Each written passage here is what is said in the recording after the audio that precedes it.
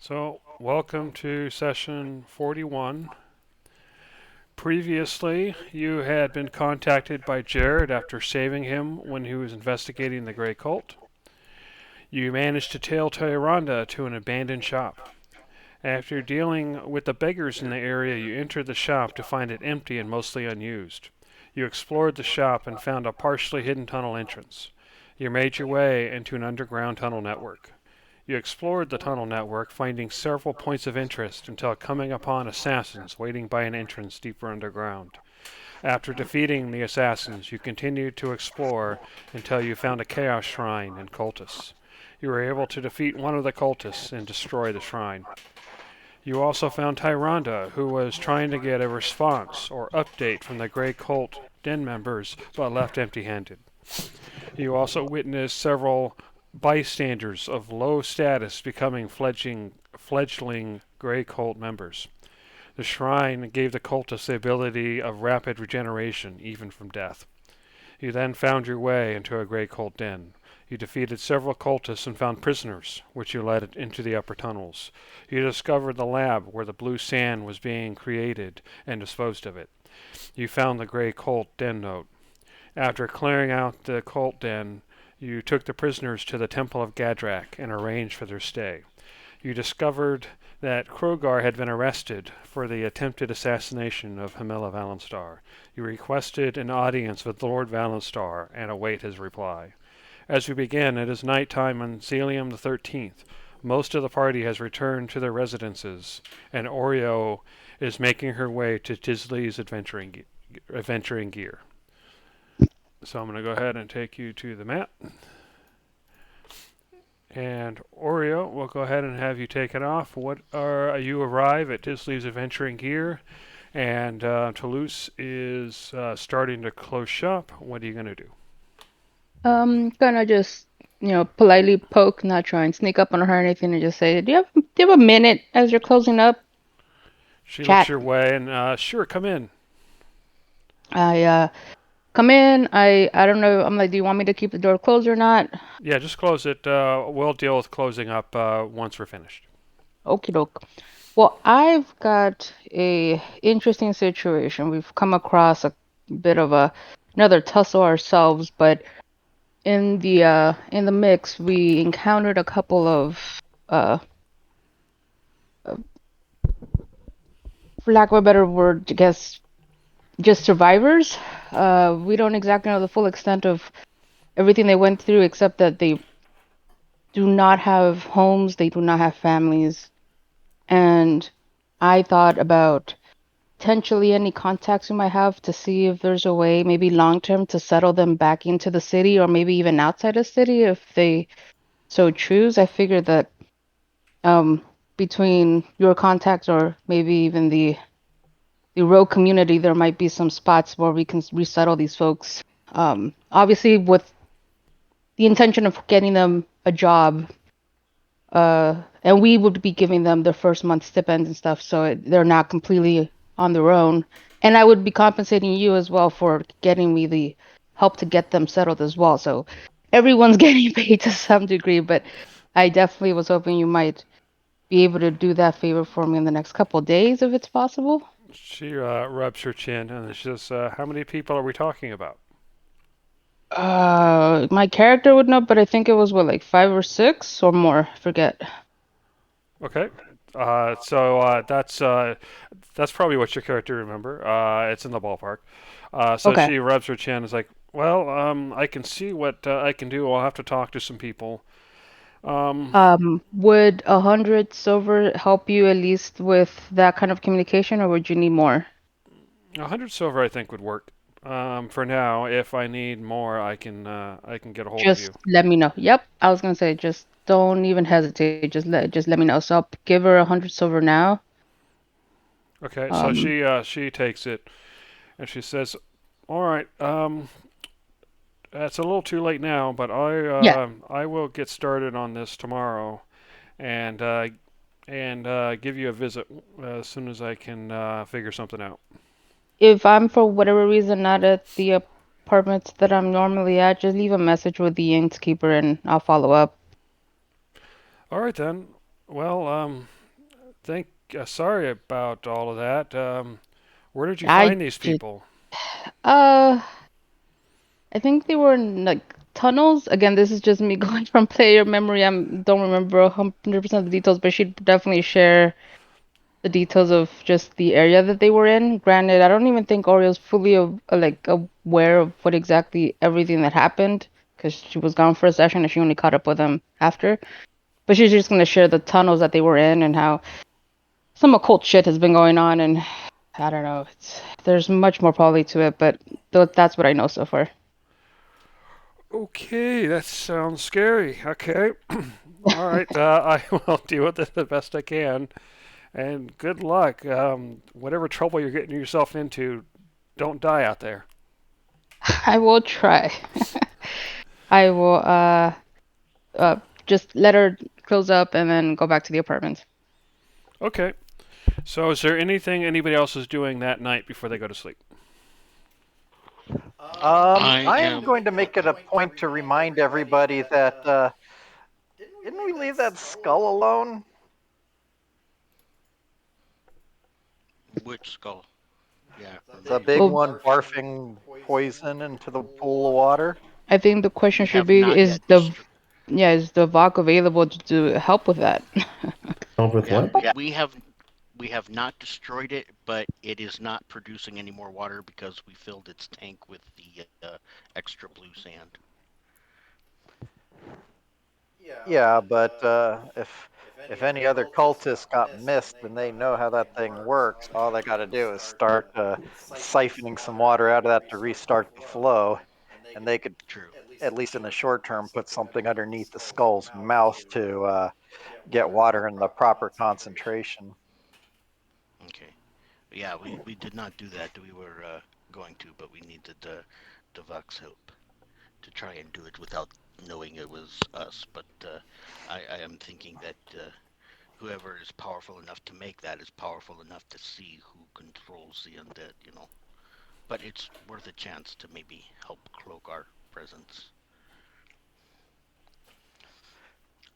I, however, am going to spend an hour tonight recasting Find Familiar and getting Char back.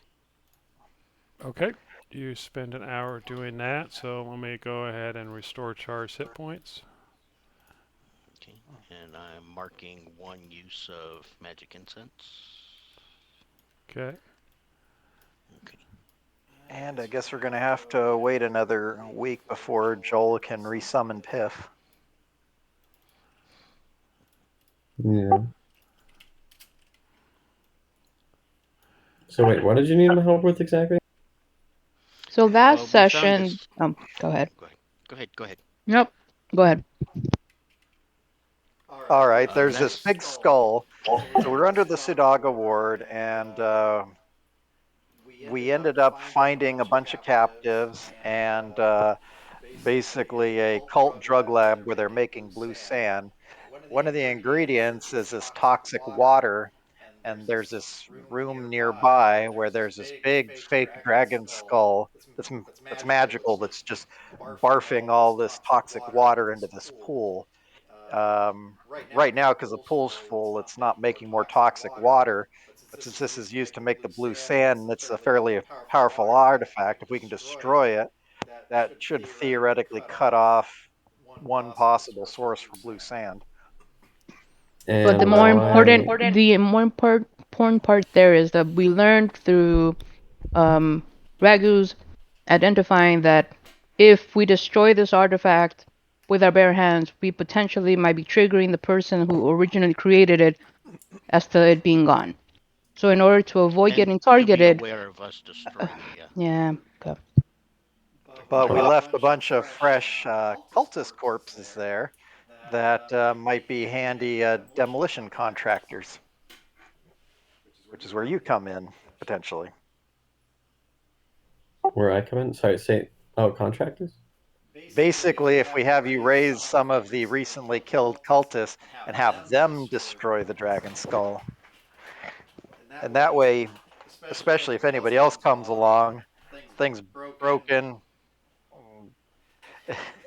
the cultist bodies are there, has nothing to do with us. sort of. Sure. Okay. So my question is, A, do you have the spell slots for it? And B, are you willing to spend them?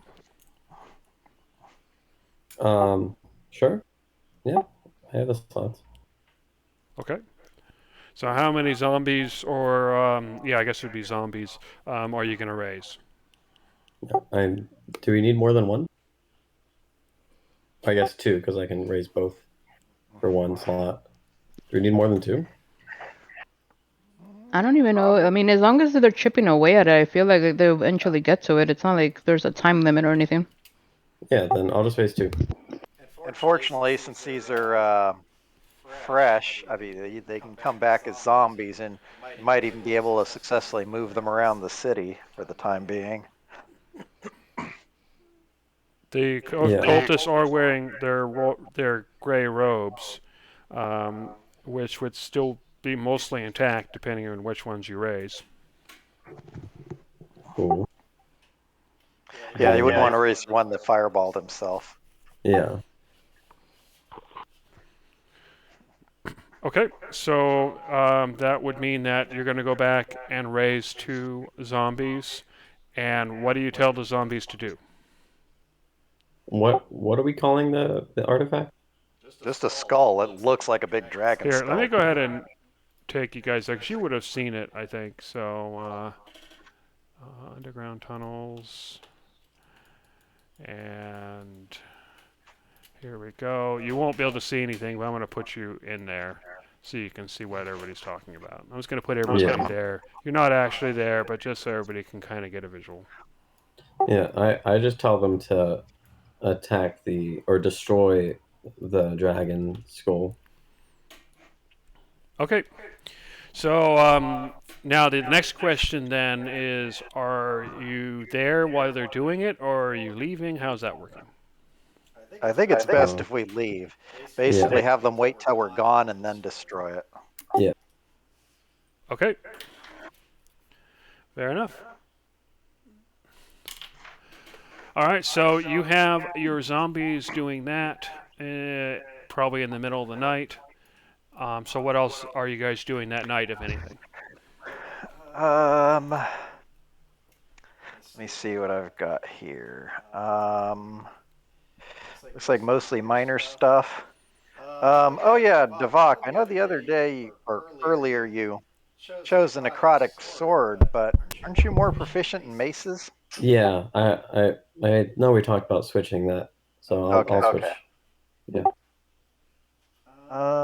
Let's see. Do you have the stats for the mace? Huh? Do you have the stats for the mace? No. All right, I'll send them over. Okay. Also, something else for Devok. So I know your contact at the Valenstar celebration talked about dealing with stuff down here, and we in fact did, but we didn't mess with any of the crypts we saw. And so I can't help but wonder if your contact maybe has more in mind for this place than what we originally, dealt with. Might be worth finding out if we're supposed to mess with the crypts at all, or if the stuff we did is enough to satisfy his requirements. I mean, we can ask, but I don't know where to find Yeah. them right now.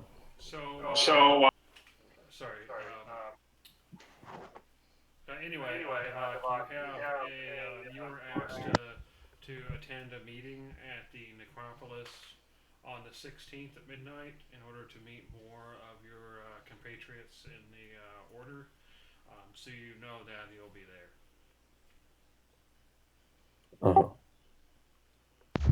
Okay, then. This was way back when you had your ceremony and became a member, but Yeah, as a person or a player, you probably forgot. But I'm guessing your character would remember. for sure. Yeah, then I'll go ahead and ask him. All right. And then before you do that, got a really important question for you and I. I mean, this is urgent. Hmm. So, been thinking about possibilities for group names, and we discussed some of this with the others, and had some ideas like the Foreign Legion, the Foreigners, the Outsiders, or the Travelers, because we've all come from afar, in some cases, as far as different worlds, in order to come here for the Nexus Guild.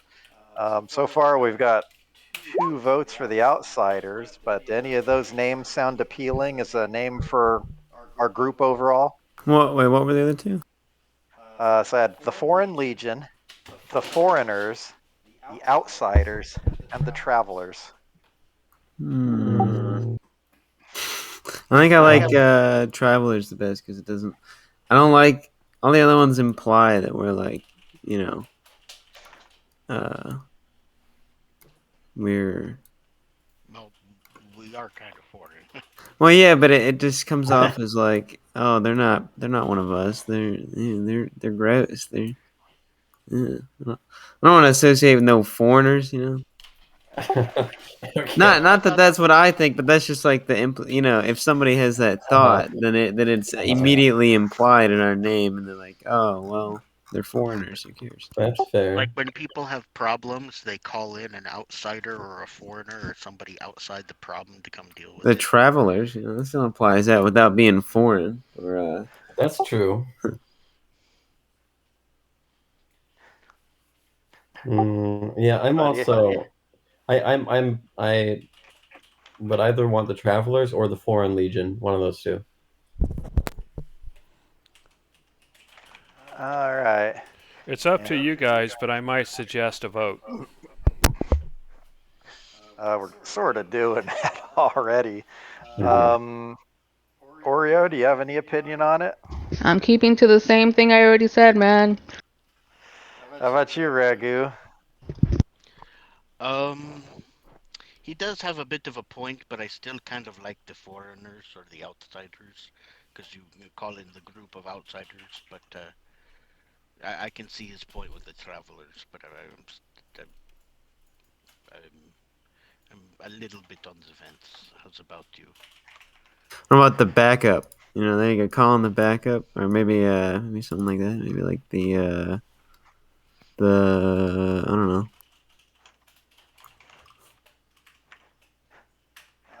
Maybe related to that, the Cavalry? Yeah, sure, that works. Yeah. That's actually pretty cool too. The cavalry. Hey, I've got a horse. Ragu. Okay. So far we've got 3 possible names that each have 2, shall we say, votes. Nothing formal here, but I seem to remember Galen liking the Outsiders. Ragu just kind of had an endorsement for that. Then Ragu and Devak also have endorsed the Travelers, and Ragu and I have endorsed the Cavalry. I will take the cavalry over the travelers on that point.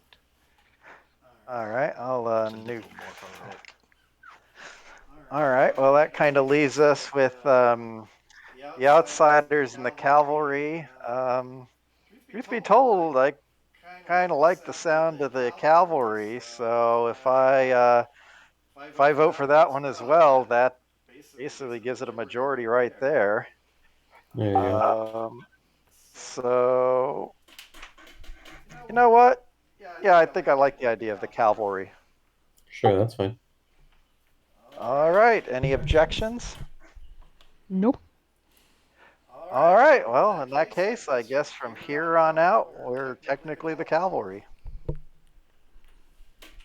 Higher question for you. Would you reject any new monies that we might have acquired as a team in the past couple of hours? Where did you get it? I'm From very looking bad at, peoples. yeah, that. What? Very, very bad peoples. I see This no problem. temple where they make the blue sand, we've seized their assets. Okay, I'm fine with that. Yeah, that's fine. Perfect. All right, then everybody add 1,940 to your to silver in your pocket. That's a lot of silver. How many? It is 1,940. because I'm splitting it 5 ways. Galen, he didn't want any. That's like a lot of weight. I'm planning on going to the bank and exchanging some of that. Yeah. Yeah, that's like 30 pounds. Well, good. Well, just letting you guys know in advance because I went to the bank to that a couple like weeks ago. It costs 10% of whatever you want to like exchange. So if you're willing to pay that up, go for it. Is Otherwise, there I a way we? recommend to keep it also in your apartment. Uh-huh. Not a bad idea.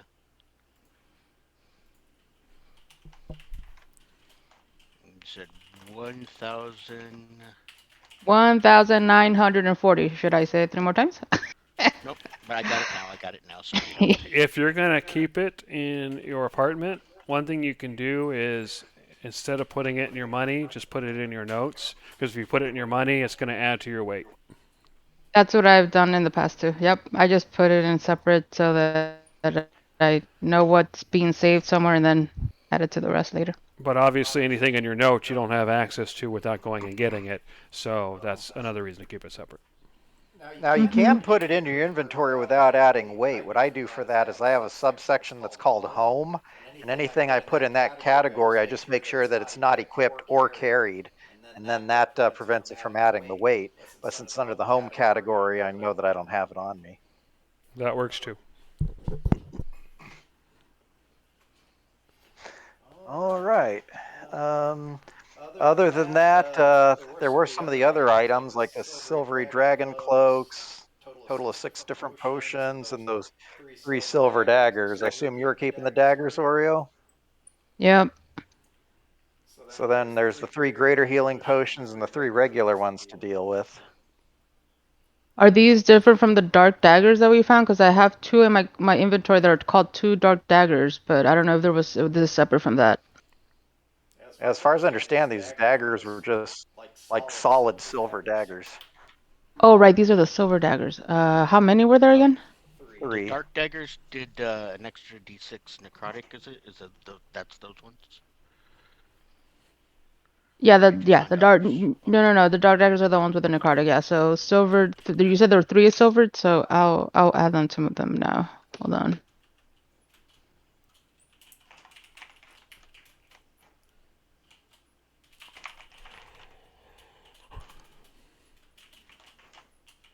Is there no such thing as a silver dagger in D&D Beyond? Like not D&D Beyond, and in the Roll20 compendium?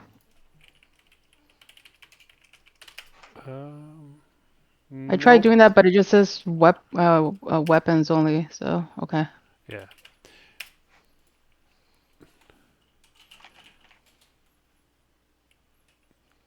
Yeah. So weight wise and everything, it's the same as a normal dagger.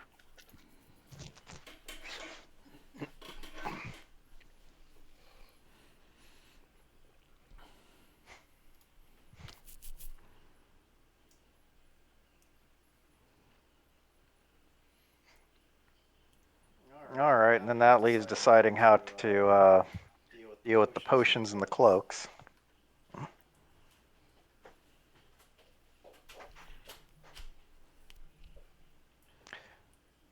Or as long as somebody's carrying them, we can always worry about that at some other point.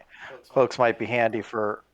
Actually, I'm going to take a look at these cloaks. Is there anything particularly unusual about them? They're very. When I say they're silver, they almost look like they're made of actual silver. Um, it's it moves smoothly. It doesn't seem to weigh any more than normal. But you think it's actually constructed out of silver threads.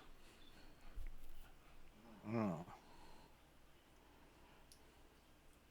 Ragu, are you in any position to identify or try to detect magic on them? I can definitely do that. Ritual cast, detect and identify. That'll be 11 minutes for the first one and 11 minutes for the second. Yep, fair enough.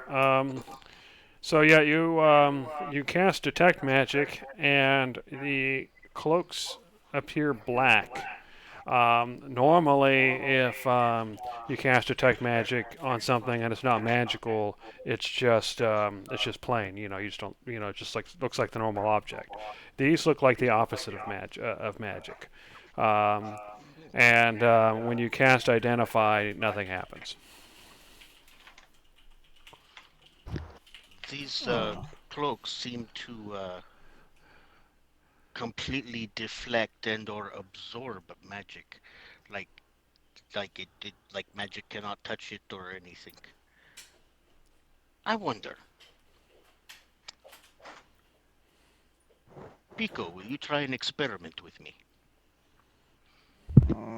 Sure. I put on one of the cloaks. Oh, do I get an attunement requirement or anything when I detect or identify it, or just nothing? Yeah, like I said, identify or detect wouldn't tell you that, and identify just didn't work. I just put the cloak on. I'm not tuning to it, and Okay, I'm going to stand up in the corner. Oh, go ahead. as you put the cloak on, and at first nothing seems to happen, but after about 20 seconds or so, you start feeling weak, and you realize that you have no connection, or at least greatly weakened connection to the weave. You're unable to cast spells or use class features. I take it off very, very quickly Okay, you see Ragu start putting on the cloak, and after about 20 seconds, he suddenly just rips it off. and throws it in the corner. It's like, that was not good. What happened? However, as soon as I put the cloak on, I was disconnected from power. That would be a good thing to place on Enemies. prisoners and captives, but it is not something I will ever put on again. One thing you noticed, Pico, or actually anybody else in the room, is that while he was wearing it, it was glowing faintly. Hmm. Well, it started glowing a bit when you did that. Just carrying them, not wearing them, but just carrying these cloaks. Did that affect us in any way? No. No, just when we put it on. And it didn't affect you immediately. It took about 20 seconds, and you had it on, clasped, like you're going to wear a cloak for real, rather than just throwing it over your shoulder or something. Okay. Oh, there might be another use for these things.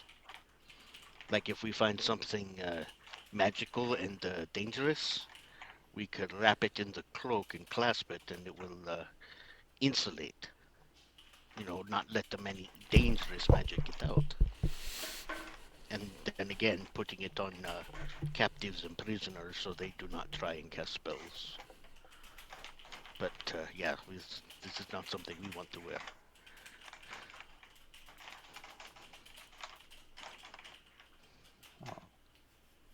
Oh, very interesting. Um, I'll have to give some of those things some more thought. Um, as we were leaving the zombies behind, did we notice any effects? Any effects on the zombies? No, if they were destroying the skull, did we? I mean, unless it was going to take them a very long time, we might have still been in the area when they finished their job. Well, you told them to wait a bit before doing it so that you guys could leave, so they didn't start immediately. And you get the impression that it probably took them a while to finish, so you guys were probably long gone unless you were hanging around. Okay, fair enough. Um, all right, I think that's pretty much everything I can think of for now. The big thing now is hopefully getting word from Lord Valenstar regarding a meeting. Although there was one other thing. I guess. Um, Ire, did you want to stay with me at the apothecary tonight? Sheila's uh, was a little bit wary about staying at the Temple of Gadrak, so I figured just kind of ease her concerns that she could stay with us under guard over at the apothecary. That way, it's kind of a bit of a more normal environment, and also get her used to you and ideally Galen, so that it won't be such a big issue having her around the temple. Although if Sure. everything goes well with what Oreo's working on, we probably won't need to worry about that anyway. Hmm. So one question I have is when you went to see the guards to, deliver your message to Lord Valenstar, where did you tell them to send the reply to? To our apartments, not to the new shop. Okay. Yeah, the plan was the idea was half the group staying at home as normal. If we got an early notice, they could swing over to the apothecary and let us know, Okay. so we wouldn't miss the memo. Fair enough. All right. So who stays at the apothecary? I'm thinking myself, Galen, and Ire would be ideal. And then Oreo, Ragu, and Devot could stay at the inn unless anybody's got any different ideas there. I agree. Okay. All right. So you guys take your short rest, and you wake up the next day on the 14th. And it appears to be a sunny day, although still fairly cool. And Ragu, as you head down the stairs the next morning, the innkeeper walks over to you and he says, "Where's Pico?" Oh, I'm going to go see him now. He had an early morning. Is there a message? Yes, this is a message for you, for him, I should say. As he hands it to you, you see the Valenstar seal on it, although it is currently still sealed. Yes, please Excellent. deliver that to Pico. I will. Thank you very much for getting this to me. All right, so what do you guys do? It's the next day. All right. The first thing I do now that I have Char back is I go ahead and gives a letter to Char. I won't bother opening it, and I will whisper to Char in his mind that Pico is at the apothecary. I'm going to get some breakfast Okay, and send him off. so you have breakfast. It is a fairly somber mood in the inn. Um, where it's fairly quiet. There isn't a lot of people today. And Pico, you're waking up in the apothecary, and an owl suddenly shows up outside and starts tapping on the windows. Hmm. Do I recognize the owl? You do. Oh, it's Char. Okay, I'm going to go ahead and open the door. He flies in, and you notice he has a note attached to it. Okay, I'll go ahead and remove the note. Okay, you open up the note, and it has the seal, the Valenstar seal on there, and it appears to be from the Valenstar estate, granting you an audience at 10 a.m. It also says that to please that you may bring everybody from the expedition if you so wish. But the thing that's interesting to you, though, is that it is signed by Rutha Valenstar. Rutha Valenstar. Yes. And the letter also says to present it to the guards as proof. Alrighty. And what time is it now? It's early in the morning, so probably 7 or 8 in the morning. Okay. And how long is it likely to take to get through the inn and then to the Valenstar estate? Probably about an hour. All right. Well, in that case, well, we'll head to the inn. Well, no, because we normally go somewhere other than the inn for breakfast, right? No, they have breakfast at the end. What the way it usually works is that usually Devok stays in the Sadaga ward, so he actually travels to the inn to join you for breakfast. Okay. That being the case, go ahead and close up the apothecary. We'll all, including Sheila, go to the inn for breakfast and to meet regarding the meeting, and then we'll leave Sheila in Galen's care while the rest of us go to the meeting. Okay. One thing you noticed while you're at the apothecary, though, is that Sheila seemed you didn't get as much sleep as you would have liked because Sheila kept asking you about all the different plants and asking you for details even when you didn't know the details. Uh, and she seemed to be pestering you constantly about the plants. Alrighty.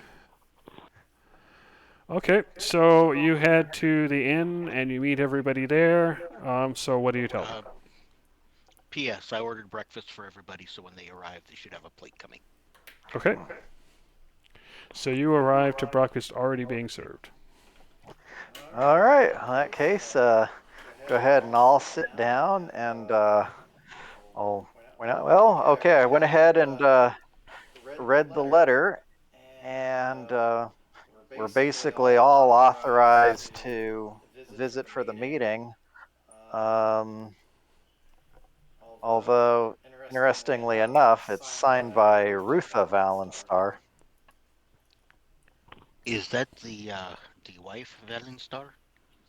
Or somebody we have not yet met? Let me try and refresh my memory on that. Let's see.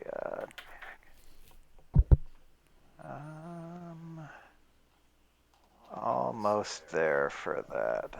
Rutha, yep, that's the wife. Well, we've been avoiding a meeting with her. I suppose this was inevitable.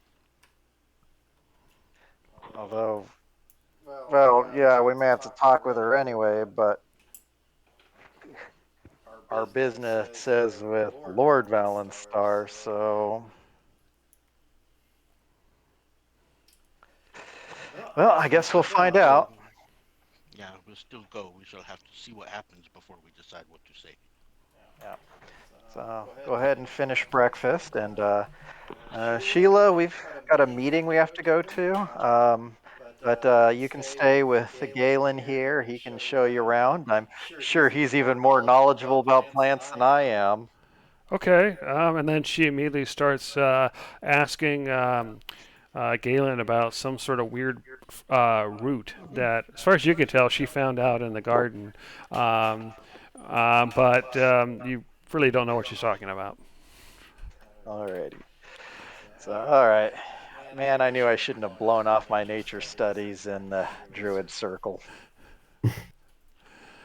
All right. So, is that are you guys heading to the Valenstar estate then? Yeah, unless anybody else has got anything. Wait, actually, how much? Oh, shoot. The library is the opposite direction, isn't it? Pretty much, yeah. I'll follow up with that later. Okay. All right. So you head to the estate, and as you arrive, you can see that the gates are closed, and there are guards, stern-looking guards, standing outside, and one of them looks your way. You actually recognize him from the night before. You think that he's probably been on duty all night. And as you kind of approach, he waves and he says, "Back so soon, are you?" Yep, I go ahead and hand over the message. Yep, we're here for our meeting. That's odd. My understanding is that Lord Valenstar isn't at the estate today. Oh well, it says here that this is the proof I've been looking for. So please follow me. And he leads you to the doors. And as he starts leaving, the doors open, and you see a well-dressed butler standing in front of you. And you notice one thing that sticks out on the butler is that um, two of his cufflinks are large, bright, deep green gemstones. They kind of stand out and sparkle in a way that Ragu you would associate with magical artifacts. And then he says, "Welcome. You are the Raging Ire group, I presume."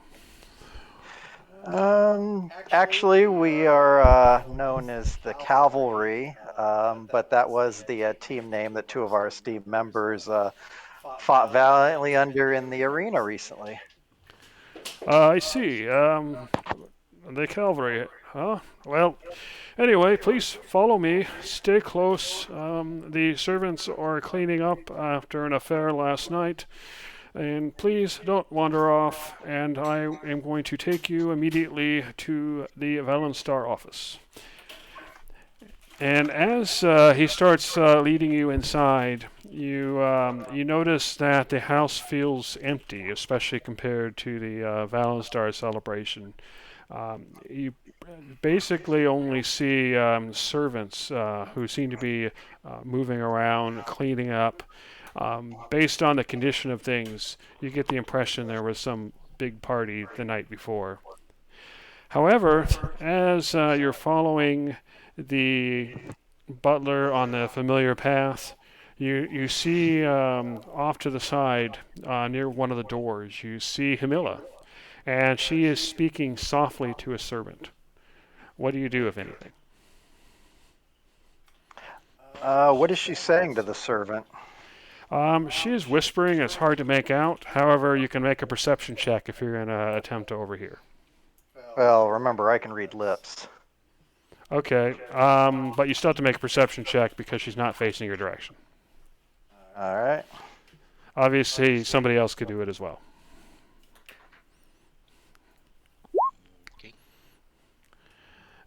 She's a bit too. It's a bit too quiet for you to hear without getting closer. However, Ragu, you hear. I have some matters to discuss with grandmother, so just make some excuse for my absence. And as she says that, she kind of waves off the servant and walks through a door. And then the butler continues leading you down the hallways until you arrive at the office. So I'm going to go ahead and change maps.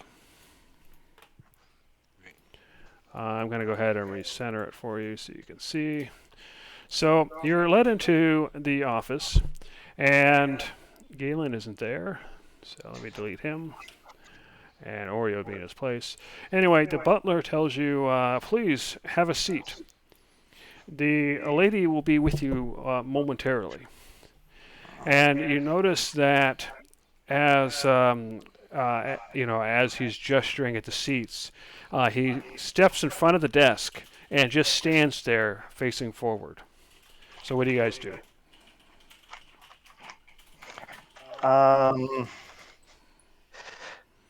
He's standing there facing forward, huh? Yeah, right in front of the desk. Can I make an insight check? Yeah, I was thinking something similar. Okay, With go ahead. his back to us, staring at the desk, or No, he's facing standing in towards front your of the desk? direction, but he's not looking at any individual person. He's just kind of staring forward.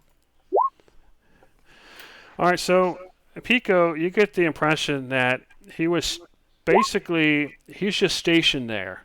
You get the feeling that he's discreetly keeping an eye on you, but also putting himself between you and the desk.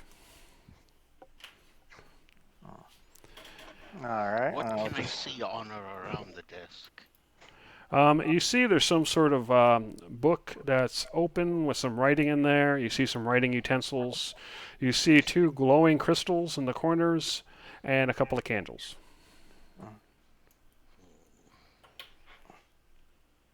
All right. So what do you guys do?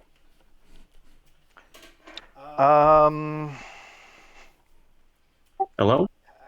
Oh, There you are. Sorry, I lost connection for some reason. okay.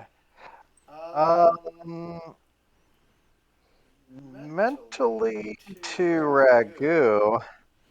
Um, do those cufflinks look familiar in your studies? Ragu, if you want to think, if you want, you can make an Arcana check for artifacts. Okay, Okay. that's a natural 20. Yep. So you actually don't even. It's a really high roll, but you don't actually precisely know what they do. However, you do know that they are of the eighth circle, which you thought was outside of known magic. Hmm.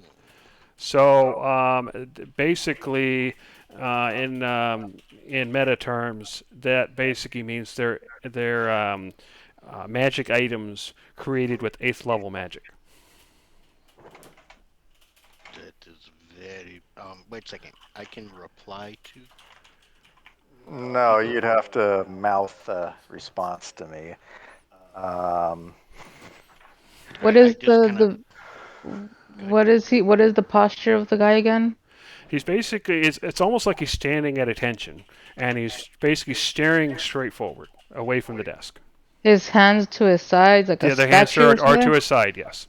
Mhm. Excuse me, sir. May I inquire as to when Lord Valenstar will next be available? I was surprised to hear he's not here. You may ask the lady. She will be here momentarily. Actually, do you know where the bathroom is? Can I make a quick little, potty break? He looks your direction. The lady will be here momentarily. I Um, really can't hold it. It's one of those like emergency situations. Like you can just tell me where it is. I can come and pop out. I'll be quick. I promise. he looks at you and he says, "The lady will be here in just a moment." Look over to Ragu, giving him like the "it's about to happen" an accident type of situation. Um, uh, Perhaps she can be excused for the moment, unless you have maybe a chamber.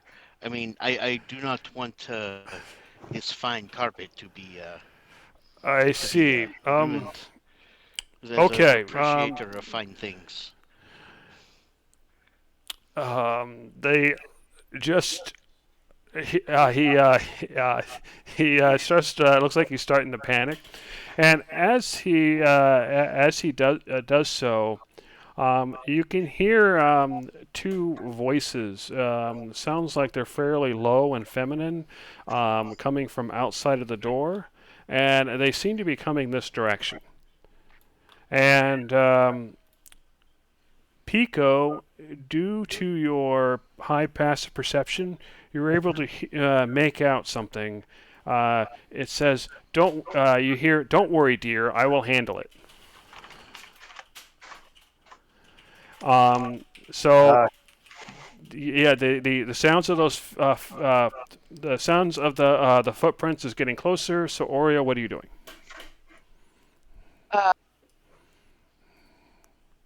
Well, she's going to. I mean, he said you said that grab he's panicking, right? So is he like moving out of this So particular spot? he's kind of looking around, trying to think, but he hasn't moved.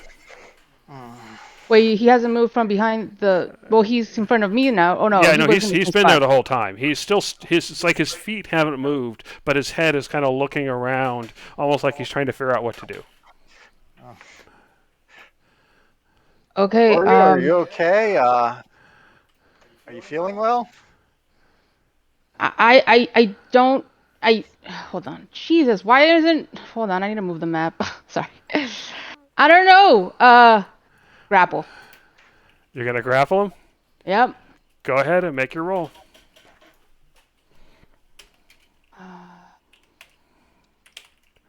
What is it? A strength? Athletics. Athletics. Okay, you grapple him, but you notice is that as you're doing so, he seems to be using he seems to have some sort of martial arts skills, and it's only your speed as a rogue that allows you to get the better of him, and you grapple him, and as you do so, you can hear somebody stop in front of the door.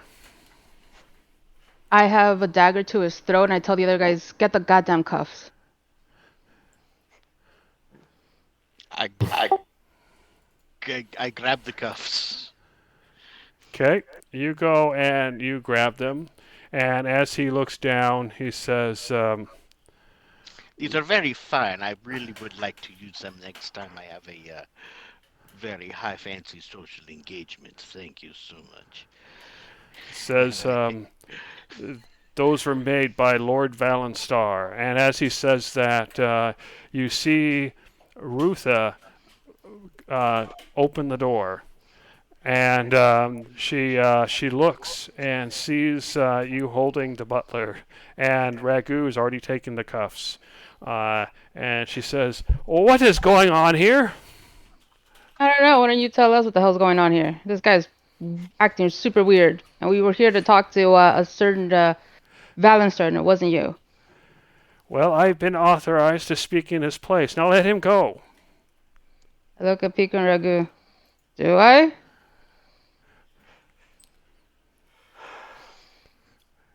I will let him go if you guys don't tell me anything, so just saying. Well, okay, I can understand there. This definitely is a very odd set of circumstances. So you must understand that we have reason to be concerned.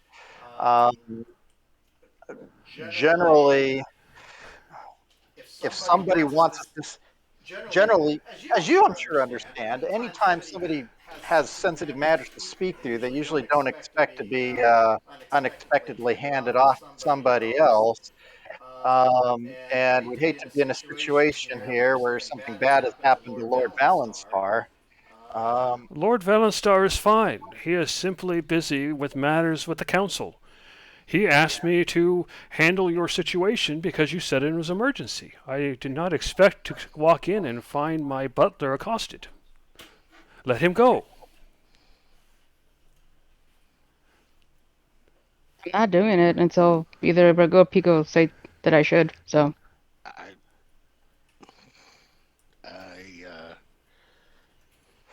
I, check them for weapons first. I'm keeping him grappled, so maybe one of you guys will have to do it. I'll pat him down. I guess I'll check. Okay, yeah, you check them. You don't see any obvious weapons.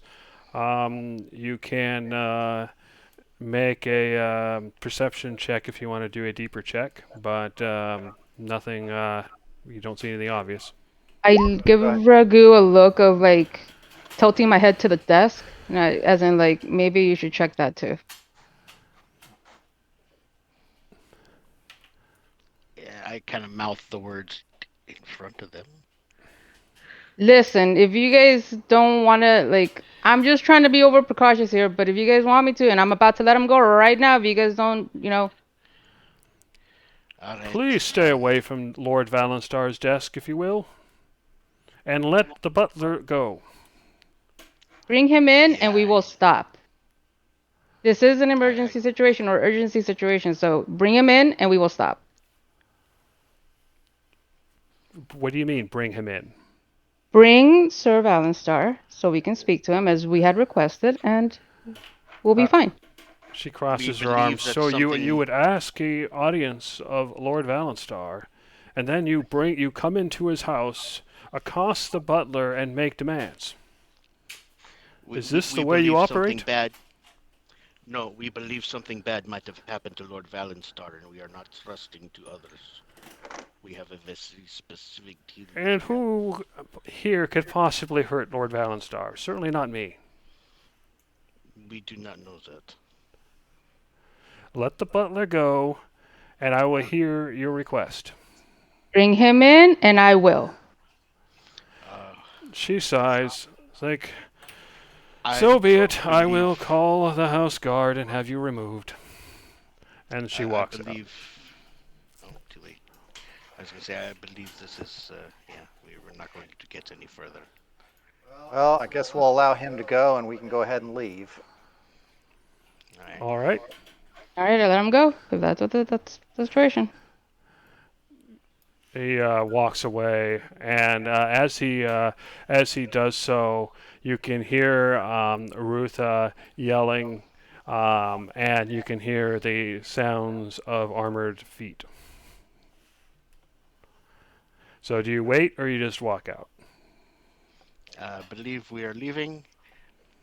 As Yeah, we I'll follow do, them. So I go ahead and move my token with them. Okay. Well, if you are already leaving, um, the guard she is Oreo's calling. over by the. Yeah, Oh, sorry. Go ahead. Oreo's over there by the. Oreo's over there by the desk. No, she says she's Or is following you. yeah, yeah. Again, no one's told me anything, guys. So I don't know what you guys We expected don't. me to do. We we. We don't know either. We were waiting for the meeting. We didn't know what was going on. But if you're standing there by the desk yet, I just kind of nod my head over as the butler is right there. Like I said, move I'm my gonna token. stop. I'm not like right now. Oh, Is jeez, this hold hallway on. clear? Um, it is clear up until the end, where you can see Rutha and you can see guard. Before anybody pops up, if her back is to me, I'm gonna go ahead and change into a flea and go back in the room. Okay. I'm gonna go ahead and pop over here, quickly search around the room, especially at his desk, and then I'll go ahead and sneak my way out. All right. So you're a flea. What's everybody else doing? Uh, You can see the we're guards leaving. starting to form at the end of the hallway. You can see the butlers just standing there, looking angrily at everyone, but otherwise not moving.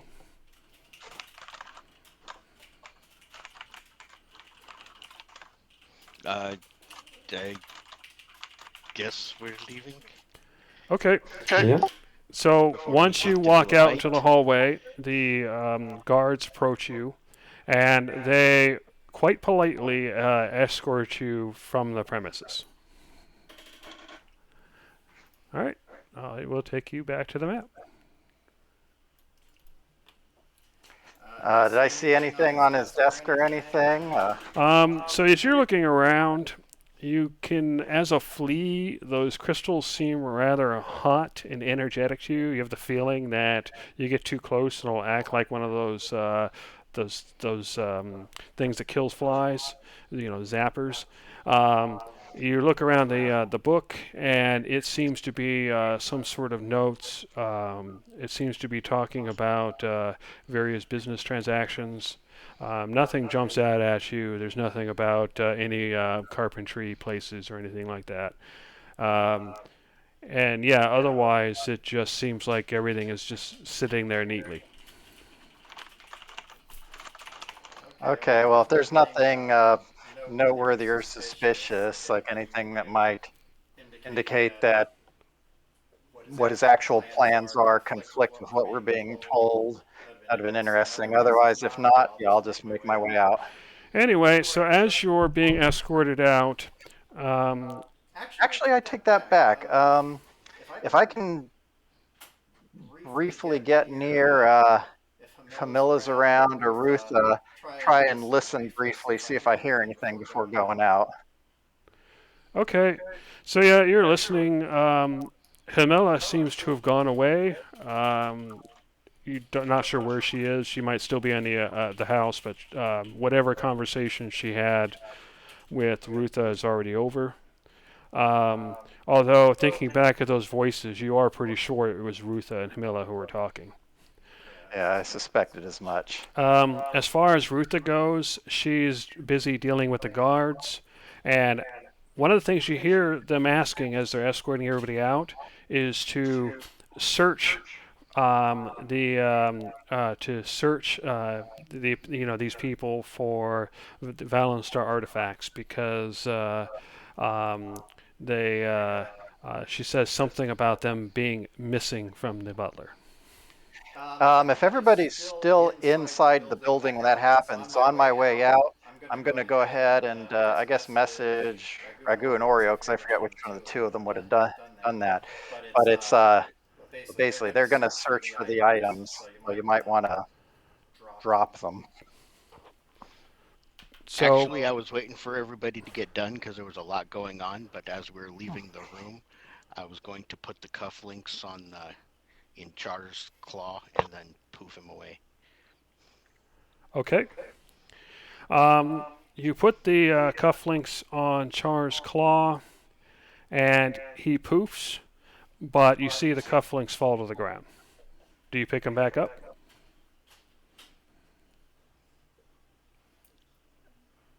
Sorry. Oh, who were you saying that to? Ragu. Can I catch them before they just fall on the ground? Yeah. Go ahead and make a athletics or acrobatics. Or sorry, acrobatics check. Okay, hold on. Okay, yeah, you catch them before they hit the ground, and Char is no longer there. So what are you doing with them?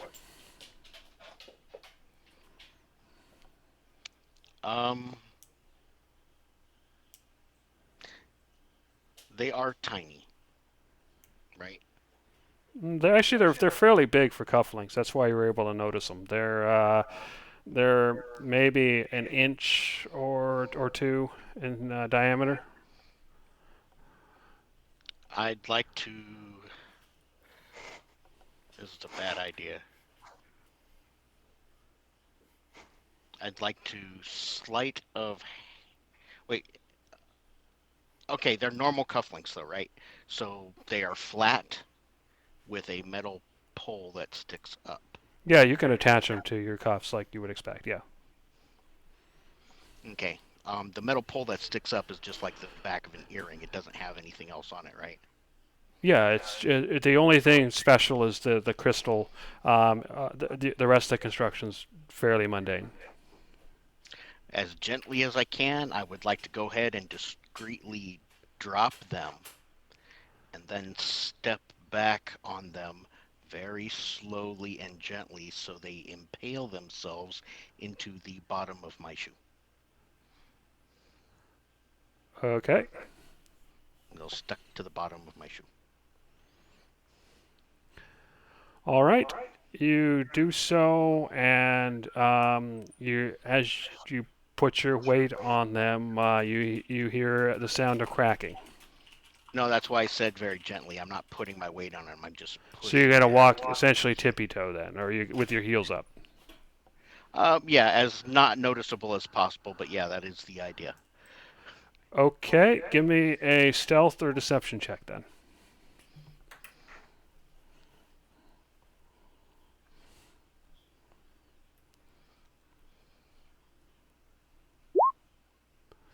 Okay, and as you're leaving, and the guards say, I almost want to use a fate point for that. the guards say, please wait. We have two artifacts that are missing. I apologize to assume any of you would have taken them, but I have been ordered to search you, and unfortunately, you, sir, you are not wearing high heels, so please allow me to check your shoes. So what do you do?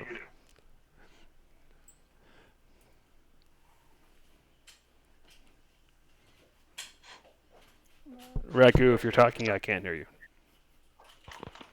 Hello? Hello? Yeah, so what do you do? I'll go ahead and let him check my shoes.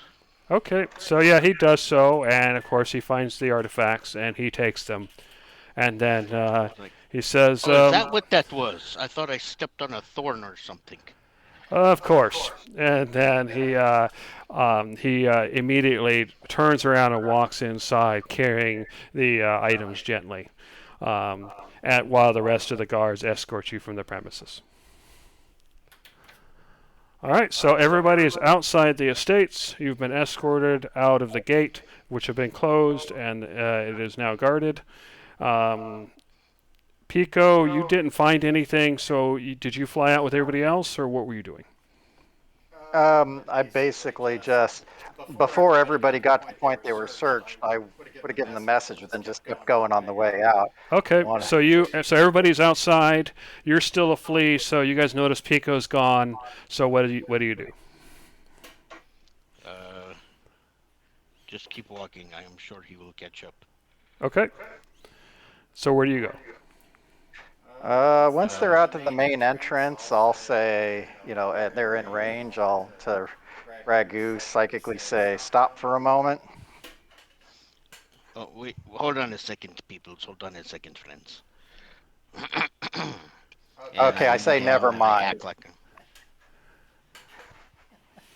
okay. All right. I've already hitched a ride. Okay. I literally only Uh, needed you to pause for like a second. okay. I do. Let us keep walking. All right. So you keep walking. Where do you walk to? Um, I guess we might as well go back to the inn. All right. So you guys make your way back to the end. It's probably been another probably about half an hour, 45 minutes, something like that.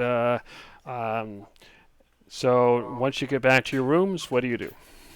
On the way back, if we walk past like any sort of little quiet alley or something, I'll pop off, jump in the alley, come out the other end, and then rejoin them Okay. as regular go. All right. So you all arrive back at the inn, and Pico is with you in his regular form. Alrighty. Oh, that could have gone worse. Um, True. I think we've already learned plenty just by what we overheard. That So, the wife is in cahoots with the granddaughter. at I least to figured we were some just degree, going if to. I figured we were just going to lie to her. I don't know what you were planning there, Pico, but I didn't know. my plan was to listen to what she had to say and hope we could BS our way through it. Um, but that's where the silver lining comes in. I didn't really want to have to talk to her given those circumstances, and this saved the trouble of having to do so. Mm. Um, this does bring up the interesting question, though, is how are we going to contact Lord Valenstar directly? Um, well, I obviously, think we'll need to smooth this over, but I don't see that being the problem. More my concern is that it's clear that there's a field of interference that we have to contend with here. Ragu, I is do not. there you that know happen to know magic? Do you know if there's any magics of how to communicate with someone from a distance? Yes, actually, I do, and I am not too terribly far away from being able to cast that myself. Well, I don't know how I close you believe we really can are though, obtain. but yeah, I was gonna say, I, can we bel can do you have any contacts that might happen to know that kind of magic already? I believe I can obtain a scroll and be able to use the scroll. We might be able to find somebody with that kind of magic. I would have to go speak with Gimbal for a little while. Let's figure out exactly what we want to do here and exactly what we were wanting to say. I might be able to speak at him from a much shorter distance. Did Lord Valentine's office have a window? Um, I believe it did, but let me double check. I think he keeps it closed though and covered. Yeah, so it does, but it's closed and the curtains are closed. Hmm, okay. Um, but otherwise, it's a fairly open estate. Um, maybe we should have Char keep an eye out for him. Also, did the Lady Valenstar not say he was at a city council meeting of some sort? Maybe, but that's what she told us. It could be true. It might not be. If it is not true, or even if it is, we should go to verify. And if we verify that it is true, we can talk to him then, even at distance. And if it is not true, we will know that some foul play has become afoot. Yep, I guess the trick is figuring out how to do that. Um, I do have two other things. Well, Gimbal seems to have his pulse on the city. He might be able to give us some leads on this. And I was thinking about talking to Ivala about researching the history of the Valenstar fa- family. And now I think I have more reason to look more into current affairs, especially with specific family members. I'll go visit Elru. She That talked to him best for the whole party thing. Maybe she might have some advice. very Oh, good that is point. a good idea. All right. So, what are you guys gonna do? Um, I'm going to start by going to talk to Avala and get my little thing going. Okay, so we'll start with you then. So you head off to the university library, and you find Avala's there as usual, and she waves as you enter, and she seems to be talking to a couple of robed figures, not gray robes, but definitely look scholarly in nature. So what do you do? All right. I'll wait for her to finish with that before walking up and greeting her. Okay, so yeah, you wait for a good 5 minutes, and then they disperse and start. They seem to be pulling down some books and whatnot, and then Avala looks your direction and kind of waves you over. Hello, Avala. Always a pleasure. She nods her head. It's been busy here lately. What do you need? I was hoping to find out some of the history of the Valenstar family. Actually, recent events got me wondering more about recent history with the Valenstars, but any information would be welcome in that regard. Let's see. Well, they have been making a. They've had some lucrative deals they've been making with various weapon shops, I believe. Um, I I think they're trying to take advantage of some of the talent in the city that has been kind of pushed to the sidelines with the whole portal thing. This place used to have a lot more of a metallurgy um, trade going, dealing with extracting and refining ores and that kind of thing. And I think Valenstars have been trying to tap into that talent. Um, so yeah, that's one thing. Um, I suppose there's if there isn't a whole lot of a lot of facts flowing around. I mean, everything seems to have been fairly normal lately, but if you don't mind rumors, I might know one or two. Rumors might be good at this point. So, one thing I heard is that it seems like Lord Valenstar really likes his kids, I guess. I don't even know how old he is, but he seems to really dote on his grandkids. And I hear people talking about how he spoils Hamilla and the others. Um, some people worry that that might affect the future of the house, although Lord Valenstar has been the same as long as I remember, so I don't know, maybe he has some time left. Um, Another rumor I kind of heard. Actually, Oh, go ahead. before you get into that, you mentioned Lord Valenstar is the same as you remember.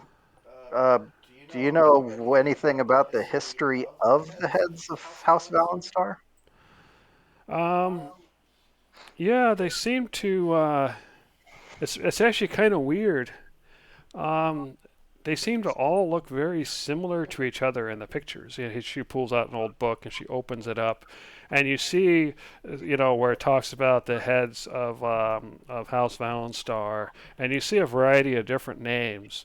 Although each of the pictures, it looks like that when the pictures take painted, it seems to always be the same age, and they look shockingly similar.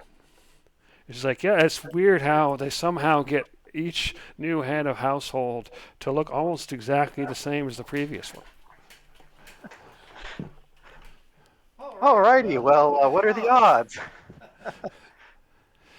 Um, yeah, they all seem to have the same disposition. I guess it's some sort of family, the family training or something. I don't know.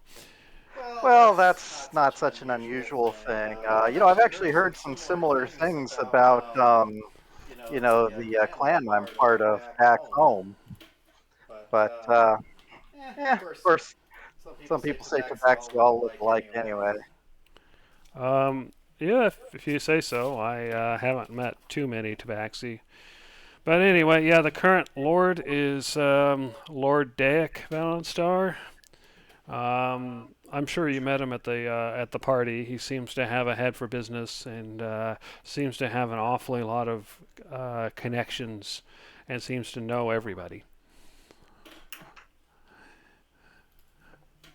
Oh, rumors. Yeah, yeah. The other rumor was something about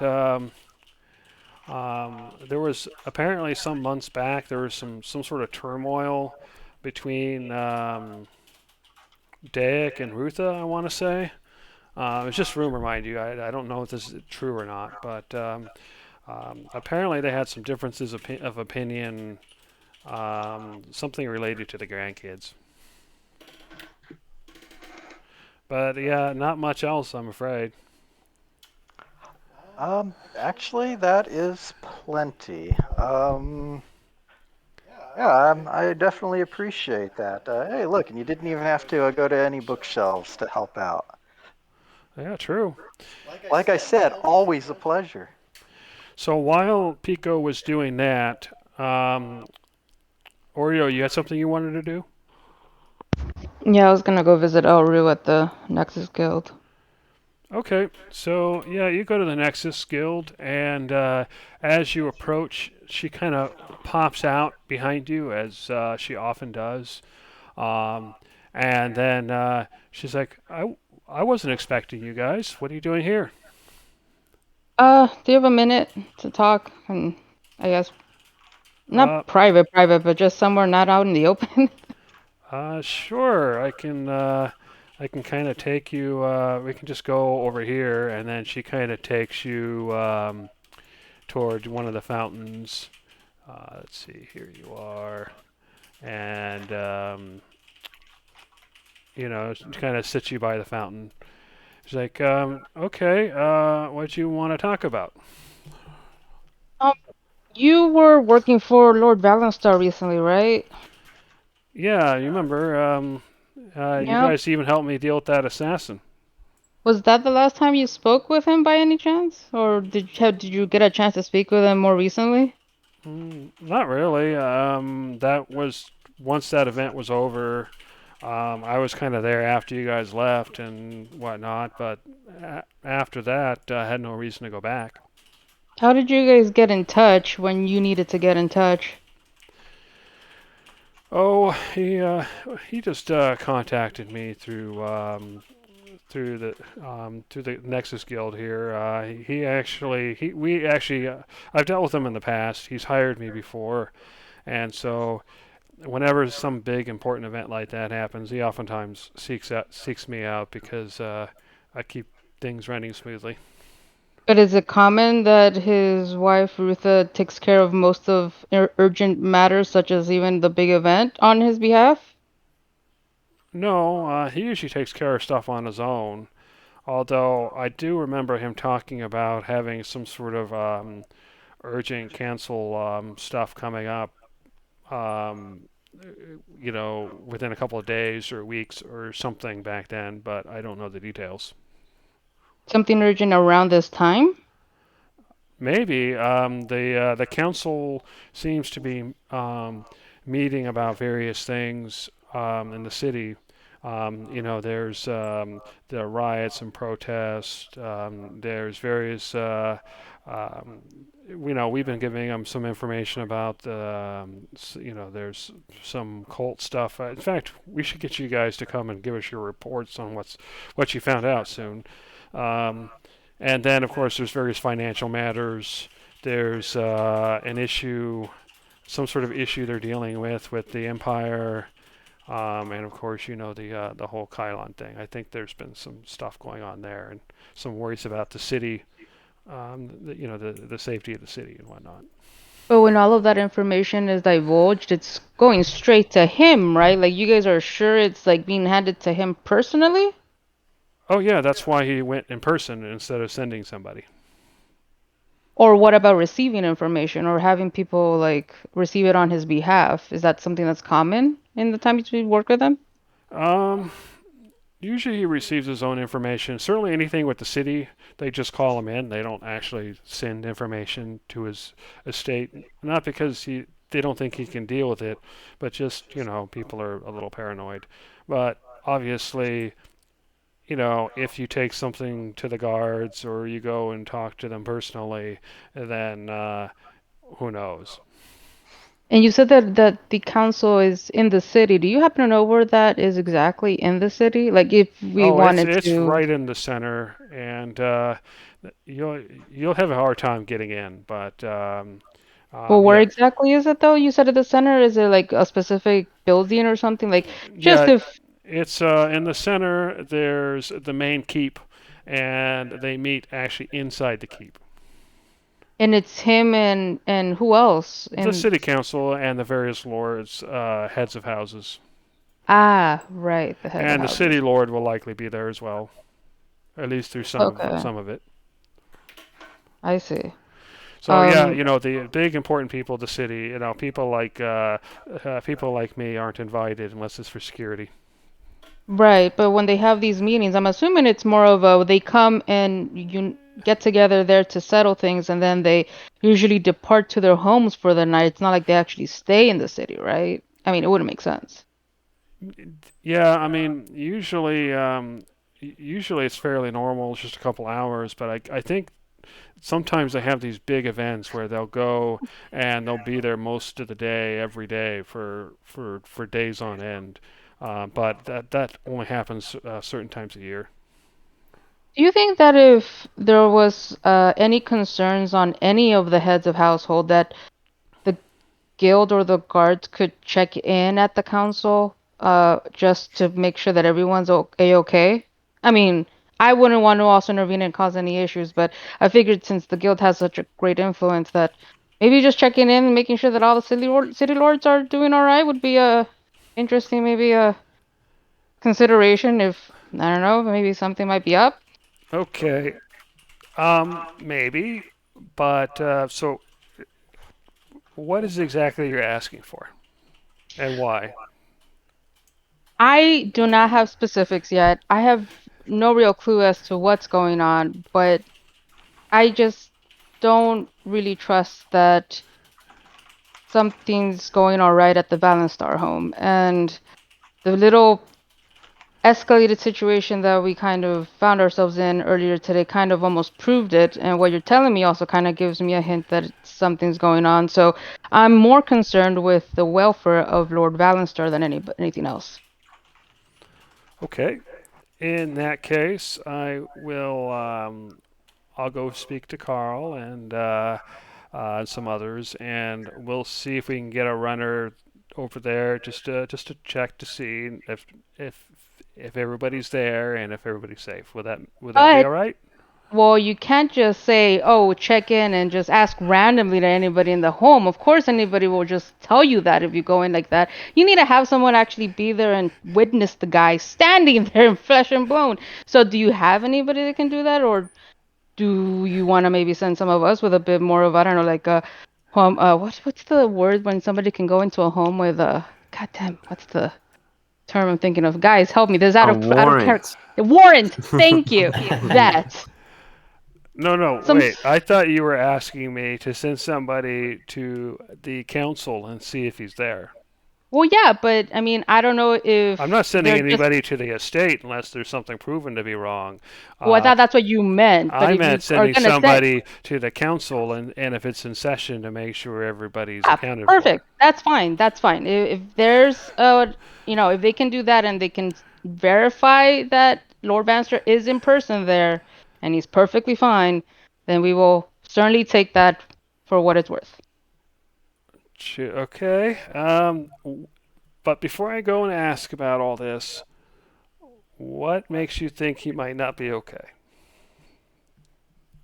Well, you just said yourself that if he takes care of important matters, he will take care of it himself. When we wanted to present some, we wanted to have audience with Lord Valenstar to, discuss matters that are rather urgent. He didn't present himself. He sent apparently his wife Rutha to take care of the situation, which Oh, that's she's. rather odd. It is. Now you can see where the urgency is coming in.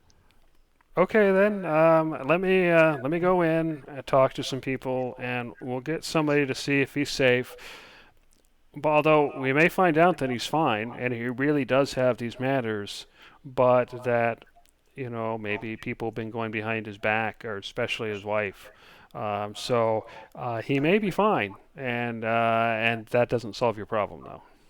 It might not, but as long as he's okay, at least that's one potential, you know, issue that we can kind of cross off the list right now. Because if he's not a-okay, then we have a bigger problem, right? So yeah, better to have that checked out.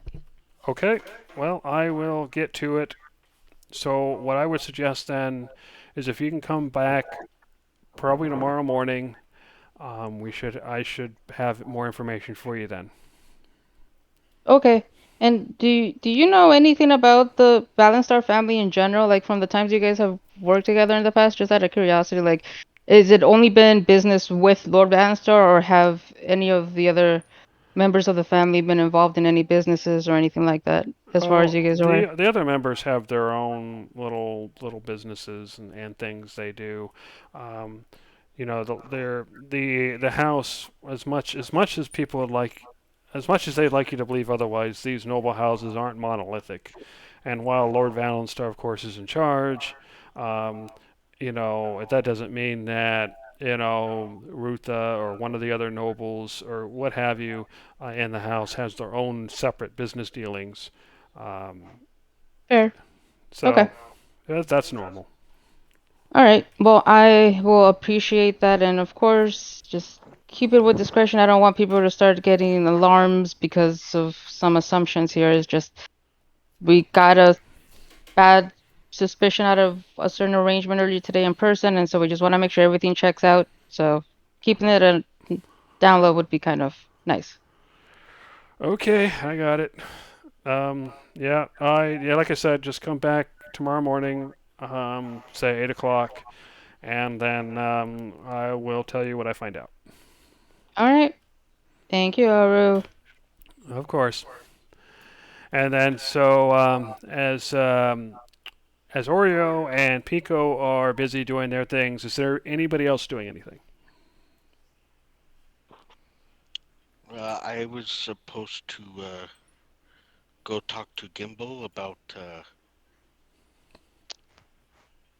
Okay, so you Sorry, arrive I at got distracted first. Gimbal shop, and you see he's there. He seems to be dealing with some customer. But after the customer's done and he sees you, he kind of waves you over. What do you Okay, need? and How you doing? I apologize. I'm having a brain fart for a second. What did I need to ask him, guys?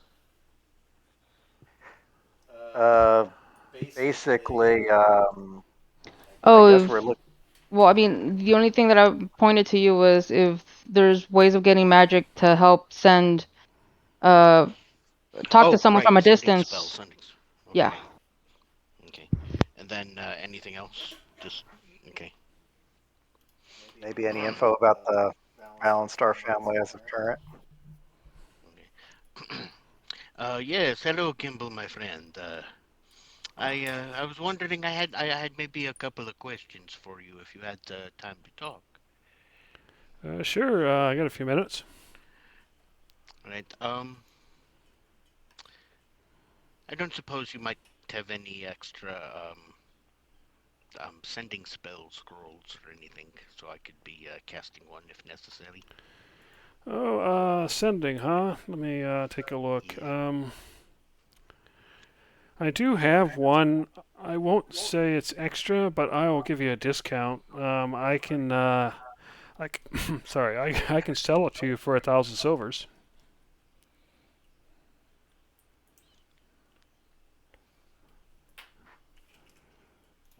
Second. Make sure I got that right. Yeah, it's a third level spell. Yeah, so this is a discount. All right, yeah. So yeah, I can let it. You have it for 1,000. I kind of need the money, so otherwise I'd give it to you for free. Oh, I understand. Okay. Yes, I will go ahead and give him 1,000 silvers for that sending scroll. And then I was wondering if you had a few minutes to talk. I mean, I know you know a lot about the city, and I was wondering if you knew anything about the Valenstar family, or maybe eighth level spells. Um, he said eighth. Did you say eighth level? I was surprised and shocked myself, but I As saw far it with as my I'm own eyes not aware, more than that's just hour ago. theoretical. I saw it with my own eyes more than an hour ago. I even stepped on the damn things. Well, I will say if anything like that exists, then whoever it's either an ancient artifact or whoever created it is very old and very powerful. Uh, okay. I think I can agree on all points there. But But that's do well you know past any? anything I have access to. Well, I wasn't expecting you to have access to it. I know how rare it is, but I didn't know if you might have just had any knowledge on it. But very old, so that the magic was around a long time ago, and we've just lost the knowledge of it. Yeah, so that's why I say it's theoretical. It's like no one alive today, as far as I know, has access to that kind of magic. So it would be have to somebody who has very ancient secrets and has been keeping keeping them very, very close. Okay. The only the only th- there's a rumor of uh, once at the Arcane Tower. My understanding is that there was this mage called Marimur, and I believe he actually became a warlock at some point, and he was removed. I'm not sure why, but I believe he had knowledge of forbidden and ancient arts. So that's the only person I've heard of who maybe has access to that kind of magic. Okay, Marimer. And you don't know where he is or anything. You've just heard Oh his no, name. many years ago, he was decades ago, I think even he was removed from the tower because something about something there's something he was doing with forbidden magic that the rest of the tower just couldn't couldn't condone, and they basically kicked him out. And he didn't fight it; he just left. Okay. Well, a name is something to start with. Thank you. I appreciate that. Um, Yeah, I just have it to. was Marimer, I believe. Let me he starts shifting around. It's like, yeah, I wrote it down at one point. There you go. And I believe that when he left, they called him the Warlock or the Warlock Mariner. Hmm. But that's all I know about him. But he apparently had access to magic that other people around him just didn't have. So I'm not sure why he left peacefully instead of like forcing the situation, but he did, and he hasn't been heard from or seen since. Well, you have given me some very important information. And how long ago was that again? Um. A couple of decades, maybe 20 years. All right. So this is definitely much more recent than hundreds of years. Okay. Hmm. Maybe he left because he had a plan to come back. But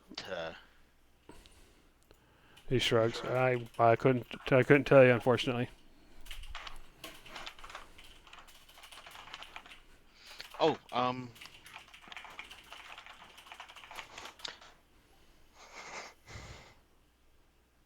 I had some other questions for you, but I'm not thinking of them at the moment. Do you mind if I stop by later? If I have some extra time today, do you think maybe we can get a few hours in? Well, I can give you, if you have 4 hours sometime today, we can, and you have a Lumev artifact, then we can continue with your scavenger training. Yes, yes, excellent. That would be good. I do not have the time at this exact moment, but I'm hoping to come back very soon if time permits for today. Yeah, yeah, no problem. Thank you very much, my friend. Oh, actually, I do have one other thing. I reach into my backpack and I pull out two little cases of alchemist supplies, Okay. and I just set them down and I say, "Go ahead and just put those on the shelf to sell. I'm sure they'll fetch a pretty price. I happen to find better ones, and I do not need these sets anymore. I'm sure you can get some profit off of it." Oh, well, thank you. How much do you want for it? You have been more than helpful with everything you are telling me. I'm grateful you are my friend. Well, thank you. All right. So that's Pico, Oreo, and Ragu. Was there anybody else who wanted to do anything during that period? All right. So in that case, you three finish what you're doing, and I assume you go back to the end to meet everybody else. Yeah. Yep. Okay. So you're back at the end now. Mhm. I guess who wants to go first? Well, my stuff Uh, is. Go ahead. I was going to say you guys go first. I believe what I have might put the nailings ahead of these. Well, aside from the amusing trivia that many generations of Valenstar house heads have an uncanny resemblance to each other, I did hear that there was apparently Valenstars were looking into weaponry type stuff lately, and that there's been rumors of strife between Mr. and Mrs. Valenstar. That makes sense. I guess it was Uh, better that we didn't have to talk to her. Yeah, I and guess. Go ahead. oh, sorry. And I'm thinking that somebody in that household is preparing for conflict, Hmm. especially given all the stuff we found out about the blue sand and civil unrest. Yes. Interesting. Well, I mean, if that rumor has any merit, then uh, Eru found it weird that the missus spoke on his behalf, especially when it's something supposedly urgent, because according to her, everything is being handled by him in person. So when I sort of just explained to her in a very brief, didn't exactly say what we were there to divulge or anything, but she is expecting us to give the guild a bit of a report on the cultists later. So I give her a good look, like you're gonna have to take care of that probably soon. Anyway, um, she said that it seemed like that was odd. She also gave me a bit of info in the fact that the council that he's a part of, or that all of the households are a part of, I should say, they all meet up at the center of the city, and I guess they meet up every like couple hours for several days consecutively. She gave me her word that she would be able to get someone to check out the council just to be sure that he's doing okay. I mean, if what the missus said is true, then there should be no reason why he should not be absent during the day in at the council. Um, Granted, I don't know what kind of guarantee I'll have about him necessarily being in person, or if somebody's gonna do like what they pulled off at the estate that they say that he's fine, but I gotta trust Elru for what we can. So she's gonna do us that favor, but I won't find out about any of that until tomorrow morning. Well, that's very interesting. Yeah, I'm glad to hear that Elru confirmed my suspicions, and I'm glad you managed to bail us out of that meeting because I really did not want to have to talk to her. I just, The I last had a time we feeling talked we to her, were going she to had have a way to of. lie 6 ways to Sunday and come up with some fake reason why it was such a big an emergency. Who, And the based, missus? The last time we talked to the missus, she had a way of seeing through to know if we were lying or not. And we do not want to tell her anything she might use against her husband. He seems to be the only one trying to keep this household from being bad. Hmm, but she okay. wanted We already know last the time. granddaughter is in with the. Yeah. Oh, go ahead, sorry. Oh, sorry. Yeah, last time we were there, she approached us about the master, even though there really shouldn't be a big connection on that. Also, based on what I overheard in the hallway, it sounded like she was going to help smooth things over for Hamilla. So I have a feeling we were going to be told to back off, either veiled or otherwise. I really didn't want that conversation to happen. Okay. I mean, I don't know if that was exactly the best way to go about it, but I genuinely had the funny idea that something was gonna happen, so I just kind of jumped on the ship there. But yeah, I mean, we've got at least somebody who'll check them out. I don't know if that will necessarily soothe any of our issues though, because if there is conflict that's coming soon, do we really want to hold that information from potentially the guild or anybody else in the city if it's something that major? I do not believe so, no. But here's where the next part comes in. I have found something very juicy. Hamilla is a low level person, well, the high level, mid level type person dealing with the blue sand drug problem, yes? Yeah, she was one of the major patrons, just the bottom of the major patron list. And we also know from our Grey Cult Den note, if anybody wants to read it, that the big cheese for the Grey Cult and the Blue Sand to cause a revolution is somebody known as the Warlock.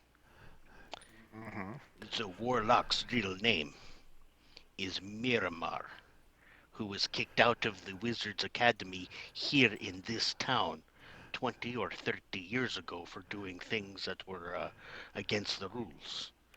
And he left without a fight or any sort of complaint. I am thinking this is why. He had a plan, and he is just putting it in action a few years later. Interesting, we have a name, and that does sound about right. Now, in the short term, I still think we need to talk to Lord Valenstar. I mean, yeah, the guilds are probably going to have to get involved somehow, but right now, our best insight into that house is going to be the head of that household, and he's going to want to But know if there's trouble in his ranks because he may be underestimating the issue.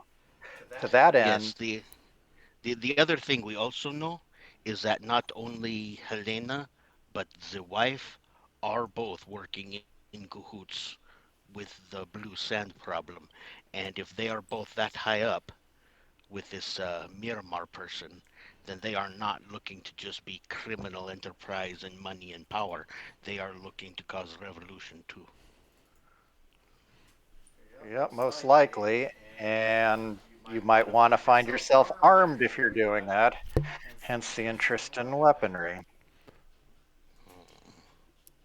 Um, do we know what the hours are for that meeting? Because I really want to, if there's any chance that I want to try to intercept Lord Valenstar on the way, I should be able to at least briefly get a message to him. I can get you there He very needs. quickly if you're willing to be small. Otherwise, sorry, audio, you said? No, I was just gonna answer his question. She didn't really give me any specifics on the actual hours, but I'd imagine that if there's, she did say that it is gonna be pretty hard to get anybody in the building when it's in session. So I have the feeling that there's hyped security around the place if you wanna go sometime now. I don't know Oh, what time it is, but sometime now or a bit later. I don't know. Again, I don't know what time oh, it is I'm right now. yeah. I'm not interested in the building itself. I'm more interested in the route between the building and the Valenstar estate. Well, we do not know. That might be some underground tunnel, like paranoid peoples, or they might all just leave the building happy schmappy, or you might, he might get out of the building and directly into his carriage That's and not a drive problem. off. Um, can we get Char in the air to keep an eye out for the meeting? If we can see any signs of it happening and ending, then I can kind of keep an eye out for him. Actually, we now know also why she wanted to talk to the master. Because the master is dark and scary and had knowledge of much high level spells and did sound like an immediate Potential ally, maybe. or competition for this warlock person. I mean, they were even under similar monikers, the master, the warlock. You see what I'm saying? It seemed too close. So I'm thinking that is, yes, could be a powerful ally or a powerful opposition, but we now know why she was so very interested, and it was because of the rumor of the high level spells, which have not actually been around for several hundred years. I found that out too. So level like 7, 8, and 9 spells, those amazing powerful ones, they have not been around in several hundred years. So most of that being lost, you'd have to be very, very, very old and have knowledge that we do not currently know the whereabouts of. It's very Hence, interesting. the vampire.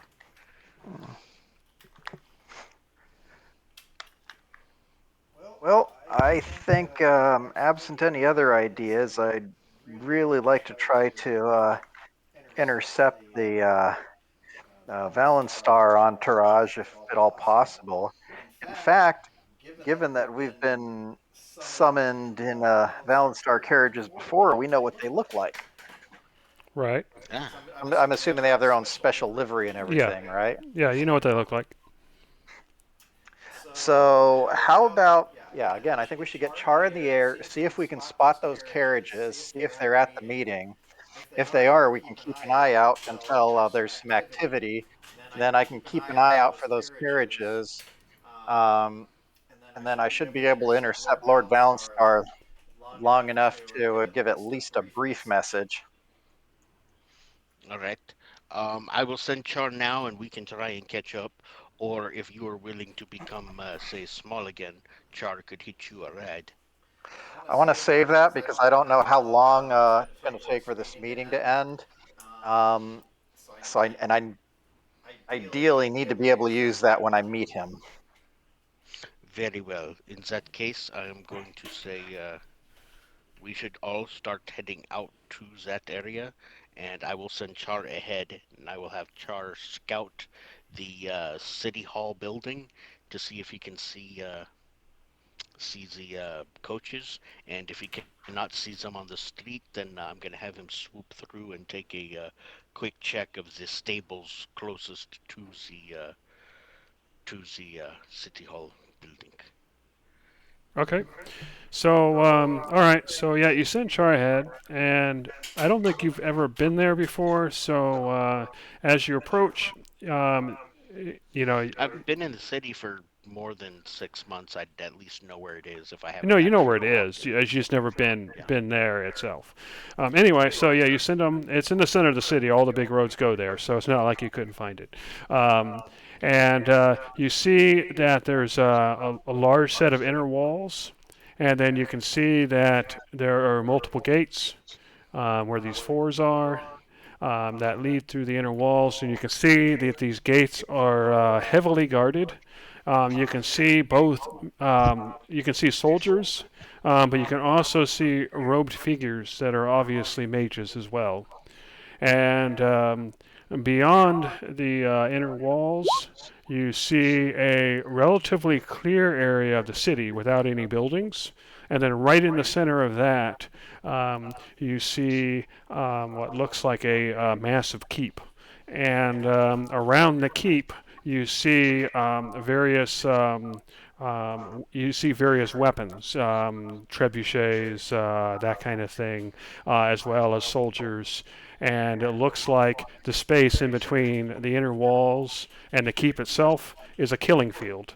And you can tell pretty clearly that there's a lot that the keep is actually at a higher vantage point, so it can so the people near the keep can actually shoot down into the killing field as people enter. And it's kept very clear, so it looks like it is basically impossible to sneak through without some sort of invisibility. But even then, as Char approaches the outer wall, you could kind of feel almost like a static, and it feels like anything magical within those walls won't last long. Hmm. Yes, I don't want him to fly directly overhead if it's going to cause any problems. I do not want him to just run into any anti-magic fields or anything. But yes, I can see this is pretty well defended and unpenetrable. You are unable to see carriages on the outside of the walls. From a distance, it looks like there's a bunch of carriages at the keep, but at this distance, it's really hard to make anything out because there are a whole bunch of noble. There's a whole bunch of wagons that are clearly from noble houses due to the quality, but it's just a jumble, and it's very hard to make out. Individuals' insignias and whatnot. Okay. Um,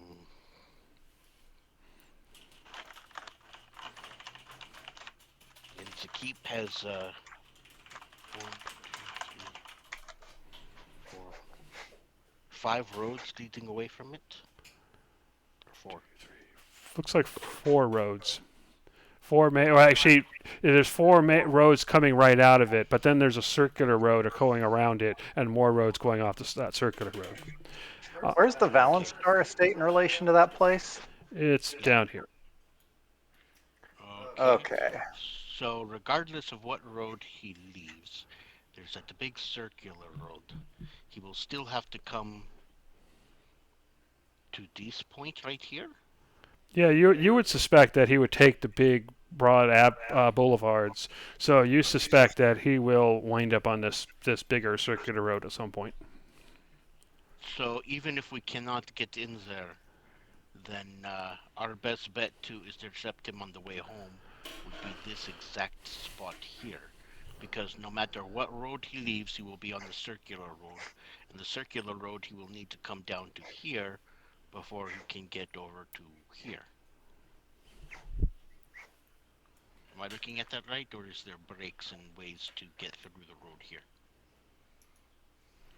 Yeah, I mean, it looks like you would guess that he would probably take this main boulevard and then swing around the circular road. That's probably because you think that a big noble string of noble,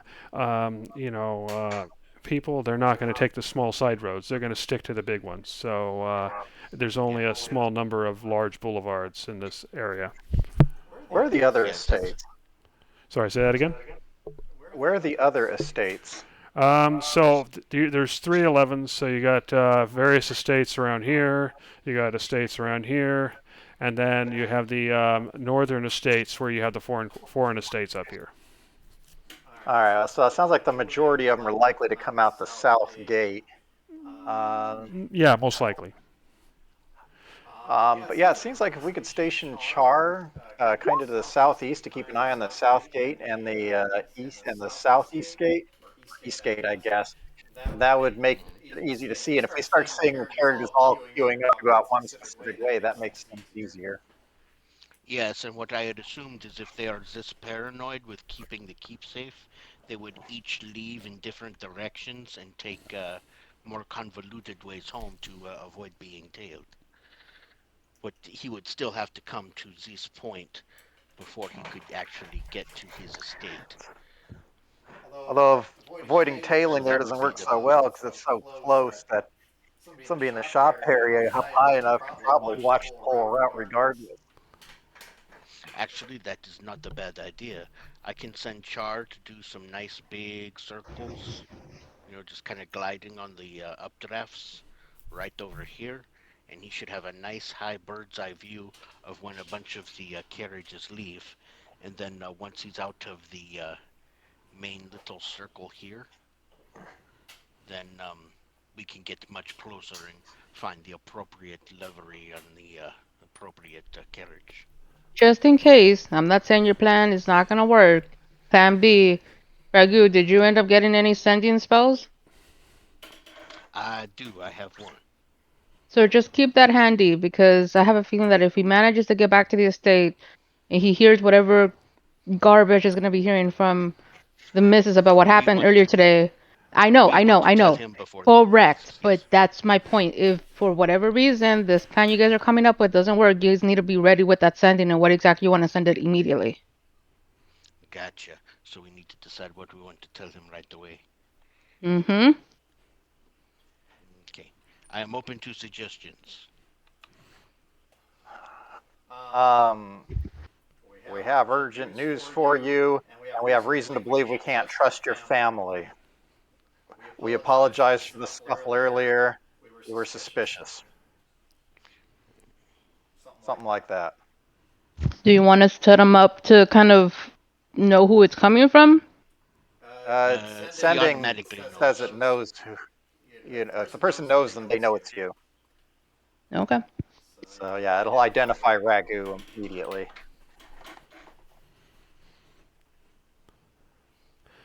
All right, so it's probably maybe 11 o'clock in the morning. So you guys have been making plans, but so what are you actually going to do next? My thinking is camping out in the area in case this works. If it looks like it's not going to, like, oh, everybody suddenly decided to have a noble sleepover, then we could do something else. Although, Ire, Devok, you guys have anything? Not especially. Yeah, don't forget that you had, your various pieces of information from the den, and of course you have your Tyrande thing that you agreed to. Ooh, Oh actually, yes, we have the Tyrande thing tonight. But yes, I already mentioned the Grey Cult Den note that yeah. mentions the wizard. Devok, Ire, do you guys want to try to talk to Krogar and find out who gave the information about Hamilla's involvement? Okay. Sure. Who's Krogar again?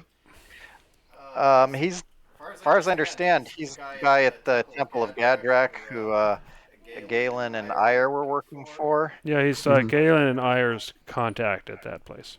Mhm. Oh, He also However, you do know he was arrested and is being held at the center of the city at the highest to deal with the highest courts. Oh. oh. But yeah, if you're able to talk to him and just find out, who gave him that information and maybe figure out why, or just any sort of information you can dig up on that regard. I mean, we know why he'd want to go after Hamilla, although hearing it from his mouth might be handy. But yeah, just knowing how he came on that information might help because this sounds a little bit like a setup. Sure. Yeah, that'd be something you guys could do right now while we're staking out the meeting. Okay. And we'll let Ira lead the way. So, Ire, where do you go? Where did you say he's being held? At the Your understanding is he's being held in the center of the city to basically be held trial. Right. I don't know if what the visitation rights are, but we can go and Okay, ask. so I are you guess. guys actually just going to go to one of the gates then? Yeah. Okay, so you guys go up to one of the gates, and the first thing you notice is that it's ridiculously well guarded. There are guards everywhere, and you see various robed figures, and as they walk past, Devok's scales kind of almost, jitter. They're just they went all out as far as protecting the place. And so you approach, and one of the guards kind of waves you over. So what do you say? We're trying to visit one of the prisoners being held here. Is that possible? He looks at you sternly, and then looks at Devok, and he says, "You wish to speak to one of the prisoners? Mm-hmm. If they are held here, then their crimes are most dire indeed. What business do you have with people such as that?"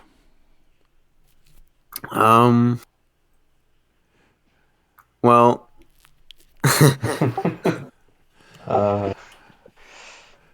Investigating the blue sand? Actually, yeah, we can. Yeah, we're investigating a drug-related crimes going on in the city, and he is pertaining to that investigation. So. And what are your credentials? Uh-huh. I mean, we don't have any formal. Well, I'm okay. We are part of the Nexus Guild. Yeah. Are you saying that you are here on Nexus Guild business? Yes, that's exactly what I'm saying. And I assume you have proof of this. Of being here specifically on Nexus Guild business. Of course.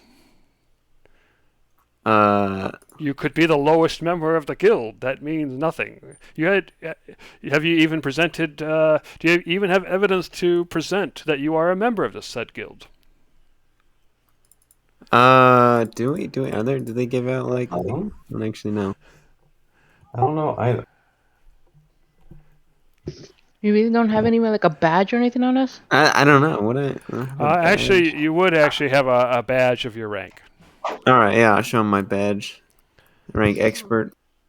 Oh, indeed. You are an expert in the guild hierarchy. Very good. So you are a member of the guild. You have established that. Thank you. Now, please establish the specific writ that will, so I can see specifically what the guild is doing. You're on here on guild business, so they would obviously have given you evidence of that.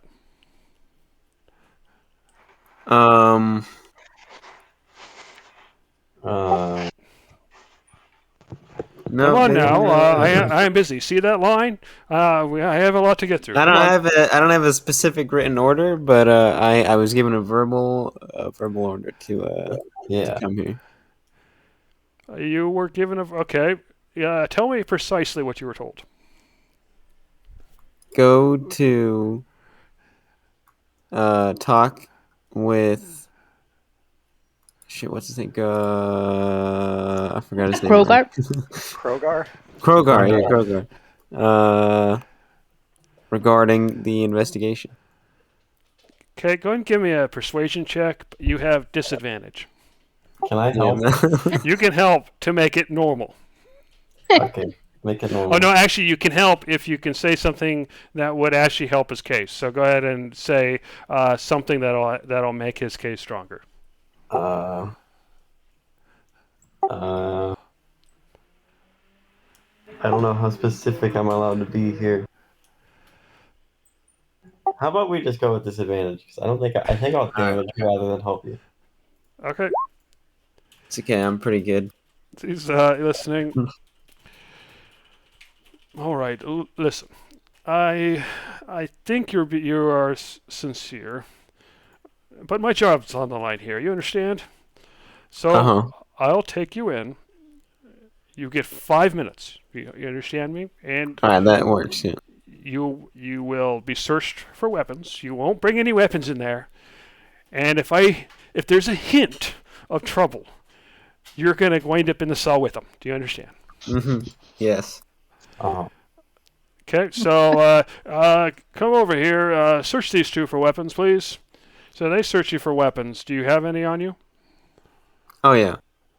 Do you attempt to hide any of them? No. What about you, Devok? same. I have some, but I don't attempt to hide them. Okay, so they take your weapons off you, and it's like when you come back out, you can retrieve your weapons. All right, Understood. please follow me. And he takes you down this long road. They didn't take your horse. He takes you down this long road, and you notice as soon as you pass through the inner walls, you feel weird. You notice that your connection with the weave has become fuzzy, and you feel like you'll be unable to cast spells or use class features. And so he takes you through, and you see that you're kind of on this upward slope toward this keep that's towering in the center, and the field around you is completely flat and barren. And so as he takes you up, you can see from the top, you can see soldiers pointing various weapons in your direction as you arrive at the keep. And then he takes you inside through kind of a side door and takes you down several flights of stairs into the ground until you find yourselves in the dungeons. And he takes you to one of the cells, and inside you see Krogar. The guard has a short conversation with another one of the guards in whispered tones, and then the guard comes up and unlocks the door and lets you inside, and then closes it behind you and locks it.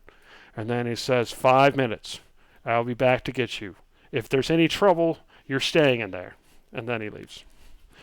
All right, so you see Krogar there. Let me go ahead and bring, or Kragar is actually how I should be saying it. So you remember him. He's a half orc, and he had a troubled life on the street before he was brought in by the Temple of Gadrak, and he's been serving as a priest there ever since, well, up until recently.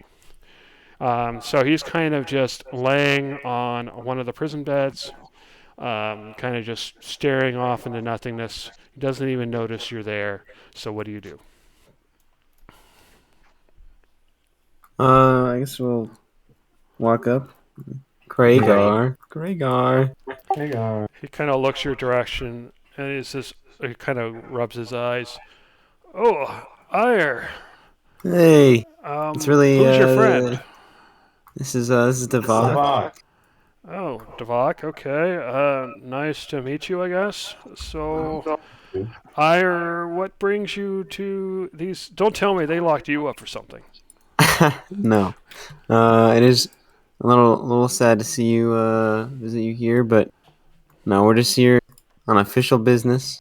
Yeah. Well, Okay. What kind of business? I'll talk to you. About what? Regarding Hamilla and who you were talking with to get your information. Who who have you been talking with, man? Well, you remember when I asked you and Galen to kind of look into this blue sand thing? Mm-hmm. Well, I had a suspicion all along that the nobility were involved. I even told you as much, I believe. Yes, I Anyway, remember. and don't take this the wrong way. I'm sure, because I know you guys would do fine. But let's just say I have some people I know that I from the old days, and um, well, let's just say that they were kind of around, and staying up in the distance, but kind of keeping an eye on you two. I hate to say that, don't take this the wrong way, but I people could find you from a mile away. Um, you aren't exactly the quietest person, Who says or you have to and be? you kind of stand out. I mean, I stand out, but you stand out more than I do. Hey, who says you? Who says you have to be sneaky? Exactly, and so let's just say that I had somebody following you, but the weird thing is, kind of scratches his head, is that person I had following you disappeared. I haven't actually heard from him since. But there was someone else who showed up, and he said that they sent him. I can't give you his name, but um, anyway, they said, Mr. X sent me, and but I'd never seen this guy before. And but I didn't care. He told me that you had found definitive evidence that Hamilla was behind everything, and apparently you had discovered that she was the top ringleader of the whole thing. And so I I just went nuts, and so I went and I had some contacts that if Paradin knew I had, he would kick me out of the temple, and I ordered a hit on her. And what better time than during the celebration when everybody's guards down and there's so many people and you can't keep track of all your guests, right? Not in that estate. So I figure, yeah, just take her out. She's the big head honcho, and that'd be it. Mm-hmm. And well, short time later, I was caught and well arrested, and um, I had my trial. And well, let's just say that in 3 days you won't know anybody called Kragar anymore. Wow. Hmm. Hmm. Well, why can't you tell me the guy's name? Well, the guy who actually told me the information, I don't know his name. The guy I contacted to have you followed, well, he's one of my old contacts, and part of the deal was I don't give away his information to the temple or anybody else.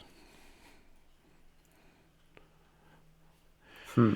And if I'm not going to survive anyway, I might as well keep some of my promises, right? Even if I couldn't keep the one to Paradin.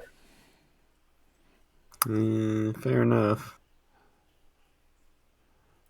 All right. Well, I appreciate you telling me this. Last Have a rites. Yeah, would you like? Well, he's not. Would you like me to perform one last ceremony for you? It's okay. I have strayed from the path. Gadrak has no use for me. All right. Well, I think our 5 minutes are up. Okay, Yeah. the guard comes and says, "All right, time's up." He opens the door. Come on out. Fun fact, that was an actual 5 minutes. Nice.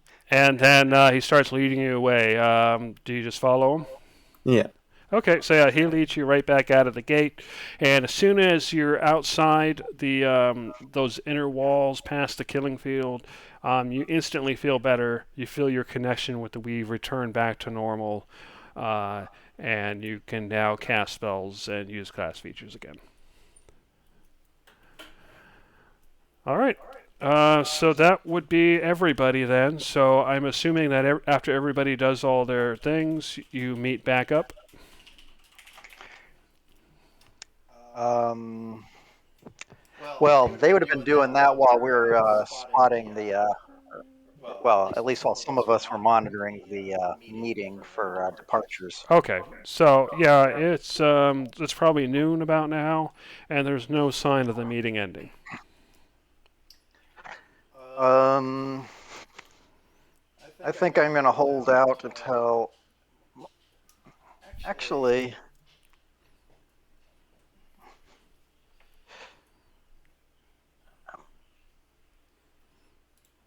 shoot, no sign of it ending. And who's, well, actually, Gimbel's shop is nearby, right? It's right here where that flag Yeah. is. Oh, actually, that'd be a perfect place to hang out anyway. I'm going to go ahead and swing by there and pop into Gimbal. And it's like, hey, Gimbal, quick question. Sure. What do you need?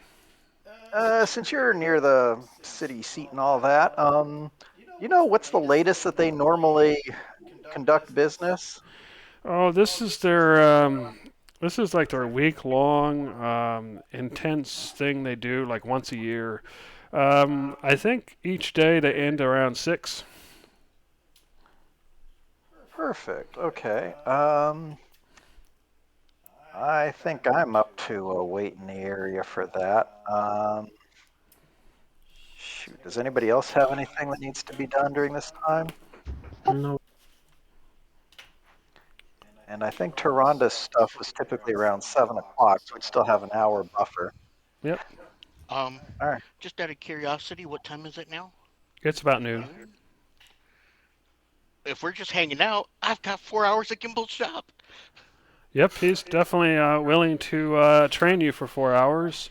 Though he asked for one Lumev artifact, it could be the lowest of the lowest end artifacts, but it has to be an artifact. I do have one. Hold on a second. Okay, so yeah, you get through some intensive training where he starts showing you how to take various different pieces and scavenge, kind of like new little temporary, scavenge together like temporary objects or jerry rig ancient pieces of technology to work for at least short periods of time, and so you start learning going through that process. So that takes you about 4 hours. What's everybody else doing? Okay, that's cool. What's everybody else doing during those 4 hours, if anything? Oreo will stay at the apartments just in case Toulouse happens to stroll by in the afternoon. Okay. Actually, then at probably around 3 o'clock, Toulouse winds up showing up at the inn, and she kind of finds. She's like, "Can we talk for a bit?" Yep. So I can actually set them up at some tenements. Um, the issue is that the ones that I tried to find tenements that weren't in too poor of an area because otherwise, whatever trouble they got into, they're just going to get right back into it. Um, and I kind of wanted to make sure they had places together, so a couple of different rooms that were close so they can, still be together. So I can scrape something together, but it's gonna be pricey. The don't get too crazy here, but I'm gonna have to pay the owner off for about 500 silvers to make this happen. Okay, and does that also get them the ability for a job and everything to get really settled in, or is that just for Well, the that doesn't settlement? automatically give them a job, but they'll have a place of residence, which of course will definitely help there, and it'll also cover their first month, and then after that, their rates go back to normal. Okay. Uh, yeah, I can definitely. Do you need it the 500 up front? Yeah, I kind of need to pay him under the table, if you know what I mean. Sure. Then she'll give her I mean, 500 silvers just to carry from out of here is gonna be a lot, so I'm just gonna give her. Hold on. Let's see if I can. Hold on, conversion time here. That could be either 50 gold or what's the other one for 5 flat. 5 plat? Okay, so I'll give her 5 plat. Okay. So she takes it and she says, I can get this set up so that they can move in tomorrow. Is that all right? Yeah, I don't know if they'll necessarily be ready just yet to leave already. I don't know exactly their situation. I should probably go check that out actually. But if that is as early as you can get them, that would be amazing. Yeah. Where do you need me to meet up with you with that, or like So she's obviously we wanted to be discreet. so she gives you directions to the tenement. So let me. Actually, it would be in the common area, common district. So yeah, she gives you directions, and actually not that one because that one's too close. So she's gonna send you to 15.2, and she basically gives you directions. There's some tenements there. She says, "Yeah, I mean, once I take care of this, then they'll be normal people. They don't have to hide or anything." So there's some tenements. She gives you directions down the street. They're actually in a pretty good area. They're on the east side of the city. You can actually get to some nice shops and stuff from there. There's even palatial estates, that they can see off in the distance, and there's some parks and stuff. So she kind of points it out on the map. Okay. And security wise, like how is that in that area? Is it It's not uh bad. I mean, it's still a common district. It's not like the nobles or what have you, but it's in a right? good area. It's not slums or Sudaga ward or anything like that. I don't know how I feel about you talking about Chicago words that way. But anyway, moving on. Sure. Let's go ahead and follow up then. Are you gonna be there to meet, or should I meet, or who am I gonna meet with tomorrow for Oh, that? so just go in the tenement and you'll see the owner there. Just tell him that Toulouse sent you, and I'll arrange it. He'll ask you your name and stuff, and just give him your information, and you'll be fine. Okay. Alrighty, then thank you so much, Luce. I appreciate that. I'm gonna just keep racking on favors with you, but feel free to call me whenever you need something in return. Yeah. Give me a couple days. I might actually have something for you. Okay. All right. Okay. So Toulouse leaves, and then it's about 4 o'clock now. Okay, no problem. It's about 4 o'clock now. Uh, Ragu, you've gone through your training. Are you guys going to do anything for that last 2 hours, or you just want to advance ahead? Yeah, all I'm going to do is keep watching. I'm just staring out the window, eyes unblinking, tail swishing around impatiently. Every so often, I'll disguise myself and kind of do some rounds, just stealth there, just to make sure I'm not missing any activity at the gates before coming back. Okay. Do you ever hiss or growl? No. Fair enough. Okay. All right. So 2 hours pass. Well, more like 2.5 hours actually, and you see you see various carriages leave the gates. Some leave to the south. Some leave to the west. And there are also other carriages that leave to the east and north, but you notice those don't seem to be noble carriages. Perhaps they belong to politicians and whatnot. Anyway, so from the south, you can definitely see that one of those carriages has the Valenstar crest on it and the Valenstar colors, and it is currently heading south, and it is now 6:30. So what do you do? Okay, perfect. And since it's getting late in the year, it's evening. Yeah. So I'm going to turn into a spider. I'm going to tell Ragu, have Char take me to the Valenstar carriage and ask him to follow my commands. Okay, I do that. I All right. tell Char to follow your commands and follow the carriage. Okay, so he takes you to the carriage. All right. So fortunately, since it's nighttime, I'll probably have him sweep by and so I can get a look and see if I can see Lord Valenstar inside. Um, you can see him inside. The windows would be open. Okay. So I'll just go ahead and have Char at some point just kind of swoop and happen to go over the carriage and then just a little slow sweep and then drop me on it. Okay, you land on the carriage as it's moving along at a sedentary pace. So what do you do?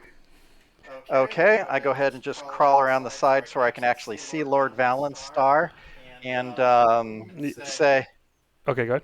oh, just where I barely see him. It's like, hello, it's Pico. I need to speak with you, and I don't think I can trust any of your family. You're using telepathy.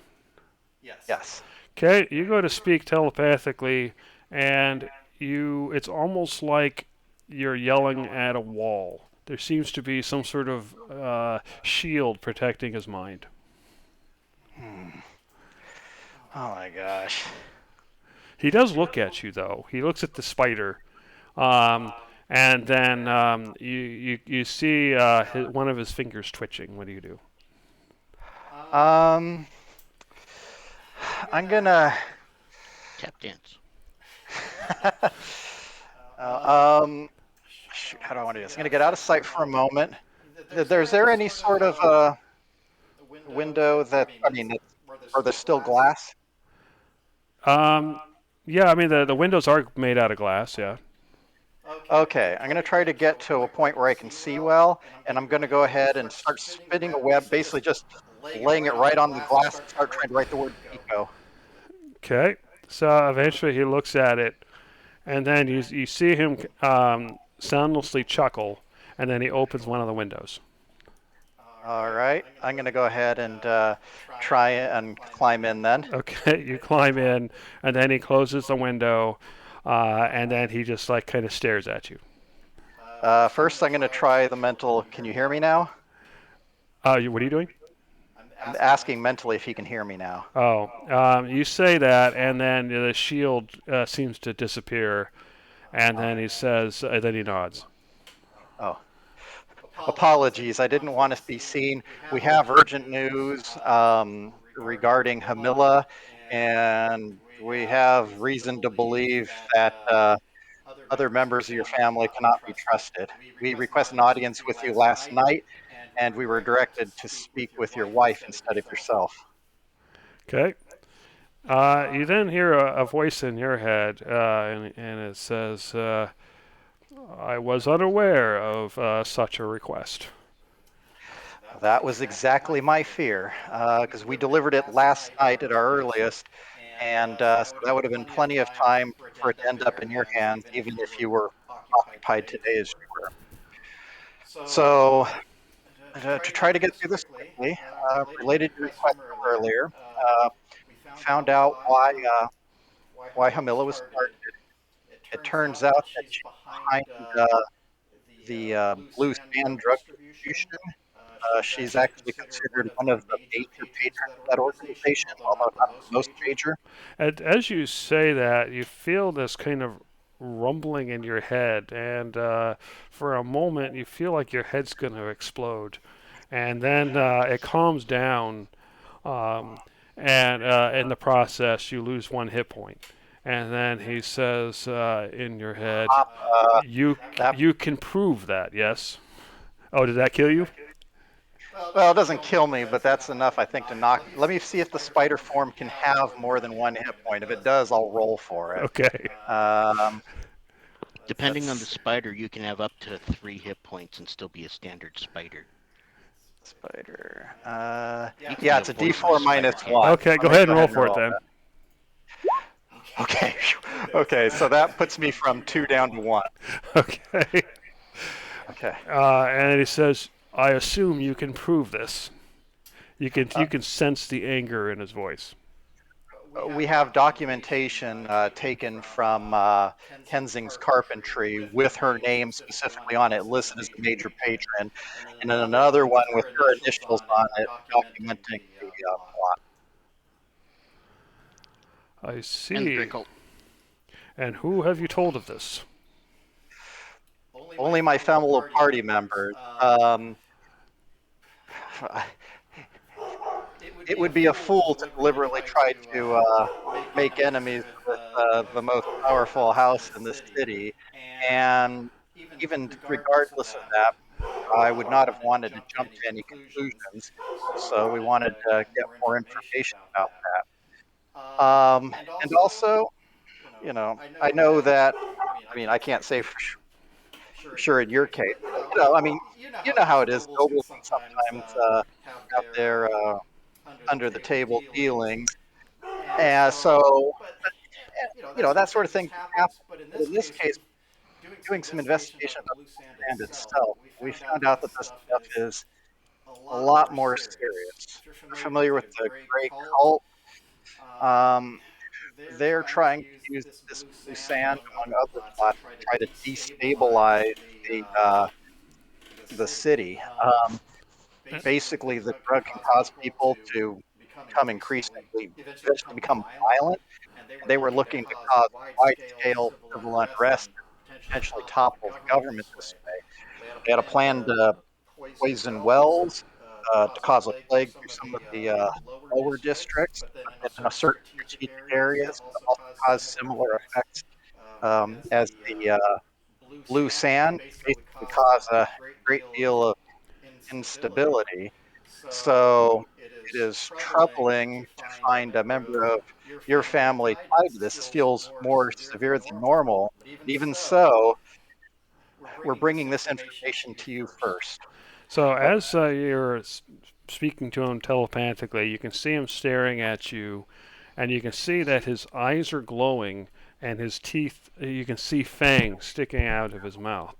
And he says, "So let me understand you correctly. You were saying that my granddaughter is a gray cultist." I don't know for sure about that. Um, I just know that the product that she's tied with, this blue sand, originates from the Grey Cult. She may not necessarily be knowingly working with them, but it's a possibility. I don't know yet, but this struck me as information that you would want to know sooner rather than later, so you can make appropriate precautions or dealings on your end. Time feels like it's of the essence here. Okay, so he continues to stare at you for a moment, and he says, "I will need to deal with my family, but I want to make one thing absolutely clear: that my family is the most important thing to me. Anything that is an enemy of my family is an enemy of me. So I will deal with my family. Do you understand?"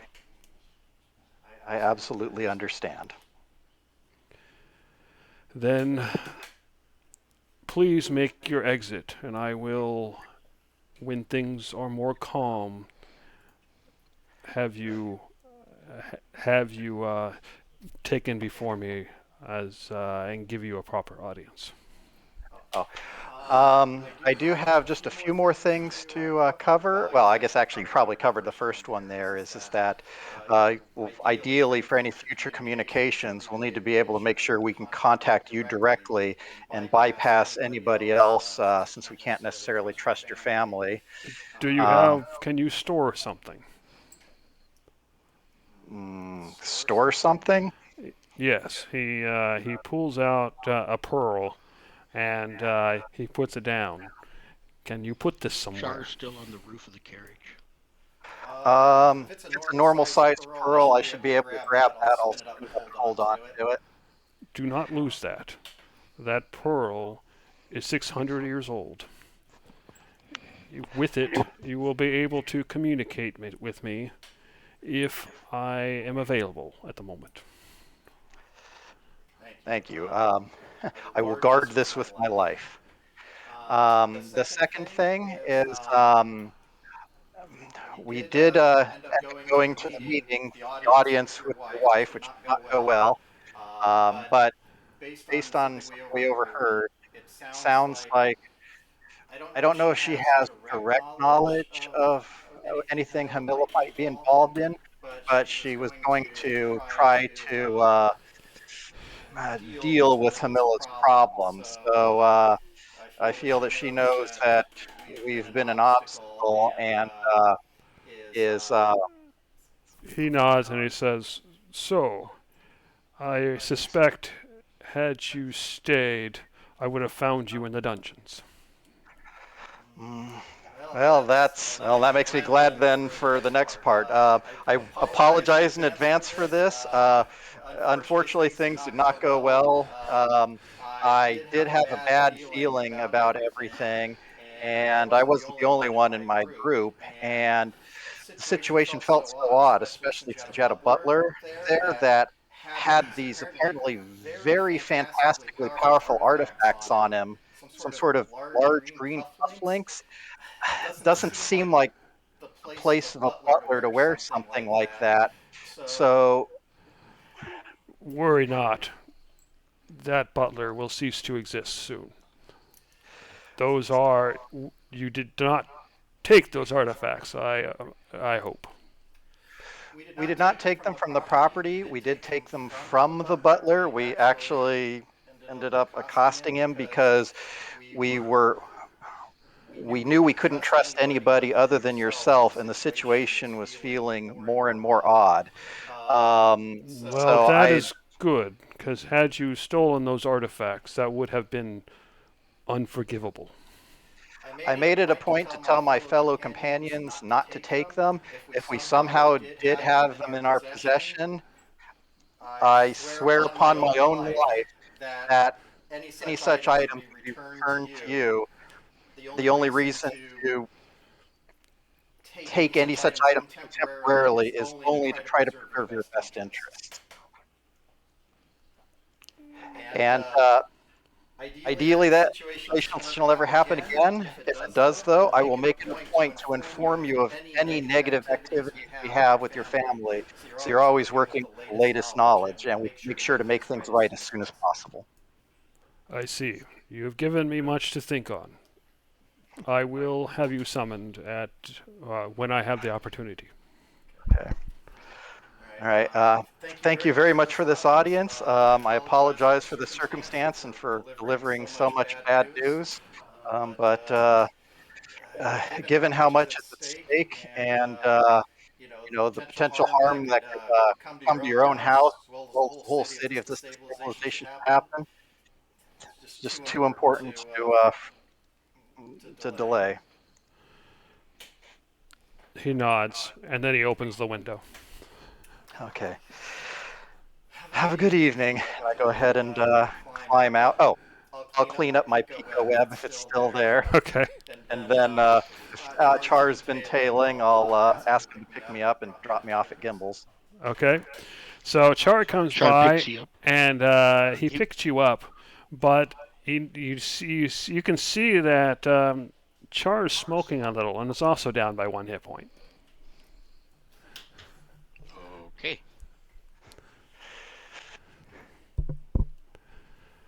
All right. It is about 6:45 at this point in time. So what are you doing once you return to Gimbel's? Well, at this point, I know we've only got an hour. Let's go hurry up and collect the rest of the group so we can start tailing Taronda. Fair enough. On the way back, I'll fill in Ragu on all the details of the meeting. Once we get back, I'll inform everybody else of the same thing. And Ragu, you notice that Spider Pico looks charred for some reason, and so does your familiar. So Char's a little burnt on the edges, huh? Like, Pico, what did you do? Fly through a lamppost or something? Lord Valenstar is a smart guy. He's got shielding. Although, actually, that's not what got me. Apparently, he was not thrilled to hear about some of his family's dealings. It's a good thing I was a particularly big spider this time. Good, good. Yeah.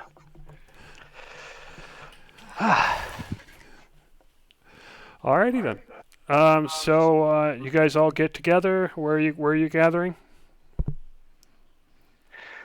Basically at the inn, and then from there we'll probably have to head over to the Golden Dice. Oh crap, fire. Um, Where actually, is Hire? no. We're gonna need ire, but the Golden Dice. He's not exactly the most welcome there. I'm banned. Well, I believe most of us will be waiting outside in the alley. A few of us can get in, and Char will be tailing her when she leaves. So we might be okay there. Oreo, I do know you're good. Even though I'm good, I can go ahead and change my appearance so that she won't recognize me from the night before. Okay. So Wait, what do you so change? Oh, sorry. Go ahead. what? Just to understand again, what's the objective here? Because I don't think I was around when all of this Okay, actually ended up happening. So what is it that we're doing here? do you remember we had to follow that one lady to see Right. what she was going? Well, she's a messenger. So on day one, we follow her to where she goes to, and on day two, we follow her to see where she Oh, delivers this is messages day to. this is day two. Yeah, day one Yes. was that other dungeon where Got we it. That's rescued all I Sheila. So yeah, now, that's all I needed. yeah, so now we know where she delivers from. We just need to find out where she delivers to, because she's Ooh, just the mailman. Then in that case, why don't I, if she still doesn't really recognize me or has really technically seen me, why don't I just keep that from her for a little longer? I'm pretty good at following people. So, Oreo, That can you that detect your definitely ring? works. huh? Can you Who's detect attuned your to ring? it? I don't know if I was given back the ring. I know that Devok was using last, You so I don't. You you planted it planted on the ring on her. her, and Devok was the last one attuned to it because he had an open Oh, attunement, Then that so means good. Devok Devok should know is, where the ring is. yeah, not me. I forgot who had the attunement. Okay, Devok, do you sense the ring? Yeah, I'll try and sense it. Can I sense it? Yep. It's in the golden dice. It's in the golden dice. Perfect. So between that and ire and Oreo's general sneakiness, I think we should have no problem tailing her to the second destination. Okay. Uh, So currently you're standing around the golden dice. So what are you gonna do? as a Do show of we some, want to go in? you can if you want to check. I'll go ahead and stay out here with ire.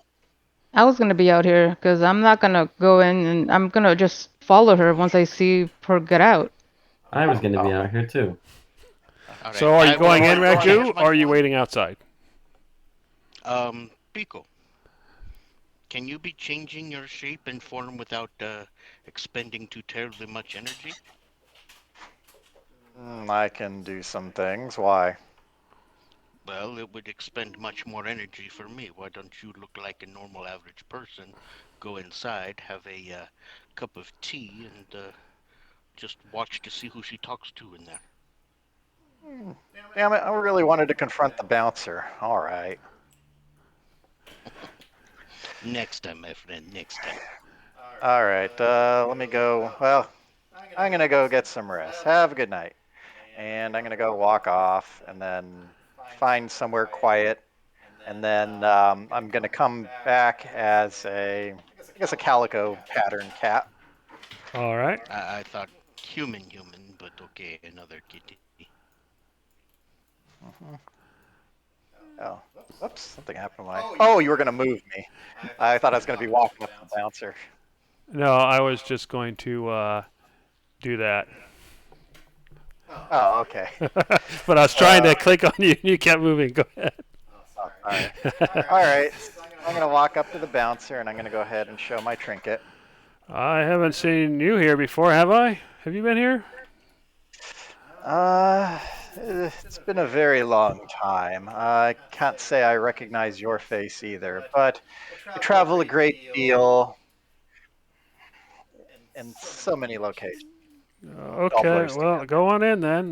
Just No offense, and it has nothing to do with you, and I don't mean to say that Tabaxi are all one whole thing or anything, but there was a Tabaxi not that long ago, and he and his automata friend caused a bunch of trouble. There's a horse involved, and everything. So please, none of that tonight, please.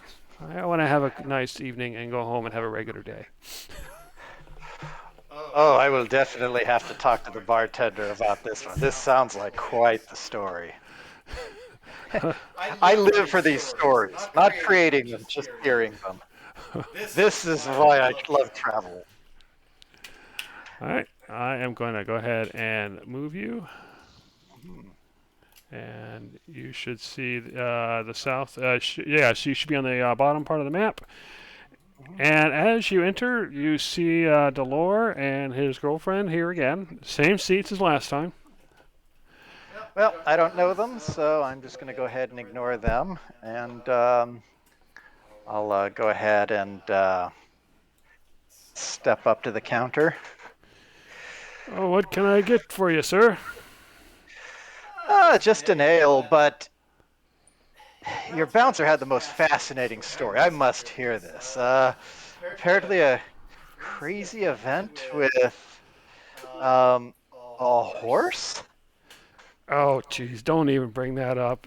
You know, see, we had this high-end client.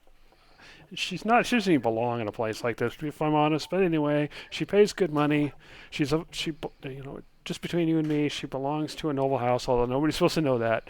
Anyway, and these were just like, I don't know if they were accosting her or what was happening. And all of a sudden, there's like people on the floor, and there's like this yellow cat that's doing I don't know, and then you had this automata, and all of a sudden the automata had a horse out of nowhere, and it was just a disaster. I don't even know what happened. Wait, did you say a yellow cat? I think so. That is an unusual one. Even as one such as myself, I don't see too many orange or yellow tabaxi. Um, what did he look like? He looks at you critically, and then he's like, he actually looks kind of like you, except he didn't have spots and his fur was more garish. And I forget exactly what color it was, but I remember his cloak or something being really standing out and being garish. He was basically a tabaxi clown. Oh, I feel like I'm going to have to walk around the city a bit. This is a spectacle to be seen. So, how did the horse? I don't know. It just appeared out of nowhere. Where did all this happen? Right here where you're standing and by the door. In fact, that automata thing, it's actually they've been both banned. You know, if you see them, just tell them to walk away. They're not welcome here. All right. Well, I'll make sure not to make any friends of that sort. I look down at the floor. Do I see You see some stains and whatnot. any hoof prints? Yeah. Yeah, we haven't been able to do repairs. In fact, I should really charge that automata. You don't happen to know him, do you? Uh, if I did, I would already know of this story. Good point. All right. Have you ever had any other such wild events happen in here? Poor lady. She was just wanted to be alone. Um, well, I usually tend to be pretty social, but I don't want to cause any trouble. Um, this person's not here today, is she? If so, I'd want to make sure I don't. Oh, she is. She gave us a second chance, as she put it. But I don't want any trouble, so she's here, but I'm not going to point her out. Well, actually, it might be wise if you did, so I can specifically make sure not to speak with her. I would hate to cause your establishment any grief by being unduly friendly to somebody who'd prefer to be left alone. Oh, good point. Come over here, and he kind of goes up in this direction. Come over here. On my way. All right. And come in here a little area. She points at the woman on the table by herself. There she is. Just stay away, please. I promise you that I will not bring any conflict to your establishment. That's good to hear. So, all right. Well, with that being in mind, if my ears do not deceive me, it sounds like you have a musical performance. We usually do. Yes. If you I'll go over there. There's a new group that started maybe a week ago. Or no, I think it was just yesterday. Sorry, I'm so much time. I feel like it was a week. Yeah. So yeah, we had a new group just starting yesterday, and this is when this all happened, by the way. So you just barely missed all the fun. Ah, pity. Well, I'll go partake of the musical performance. Thank you for your time, kind sir. Of course. So I'll go ahead and walk over and not stepping on that guy. Um, as far as these tables, are groups of tables people who know each other, or is this kind of like more open seating? You can sit wherever. It's more or less open seating. All right. In that case, I'm going to go ahead and just I'll peek in and get a look at the performance. Yeah, you see three performers. They're playing their lutes and singing. It's basically it's a lot like a modern boy band. All righty. Well, I'm going to go ahead and sit here where I'm close enough to the music and can also easily keep an eye on the door. Okay. In the meantime, what's everybody outside doing, if anything? I moved into the alley into a non-conspicuous place to hide, and chars purchased at the corner of the roof there.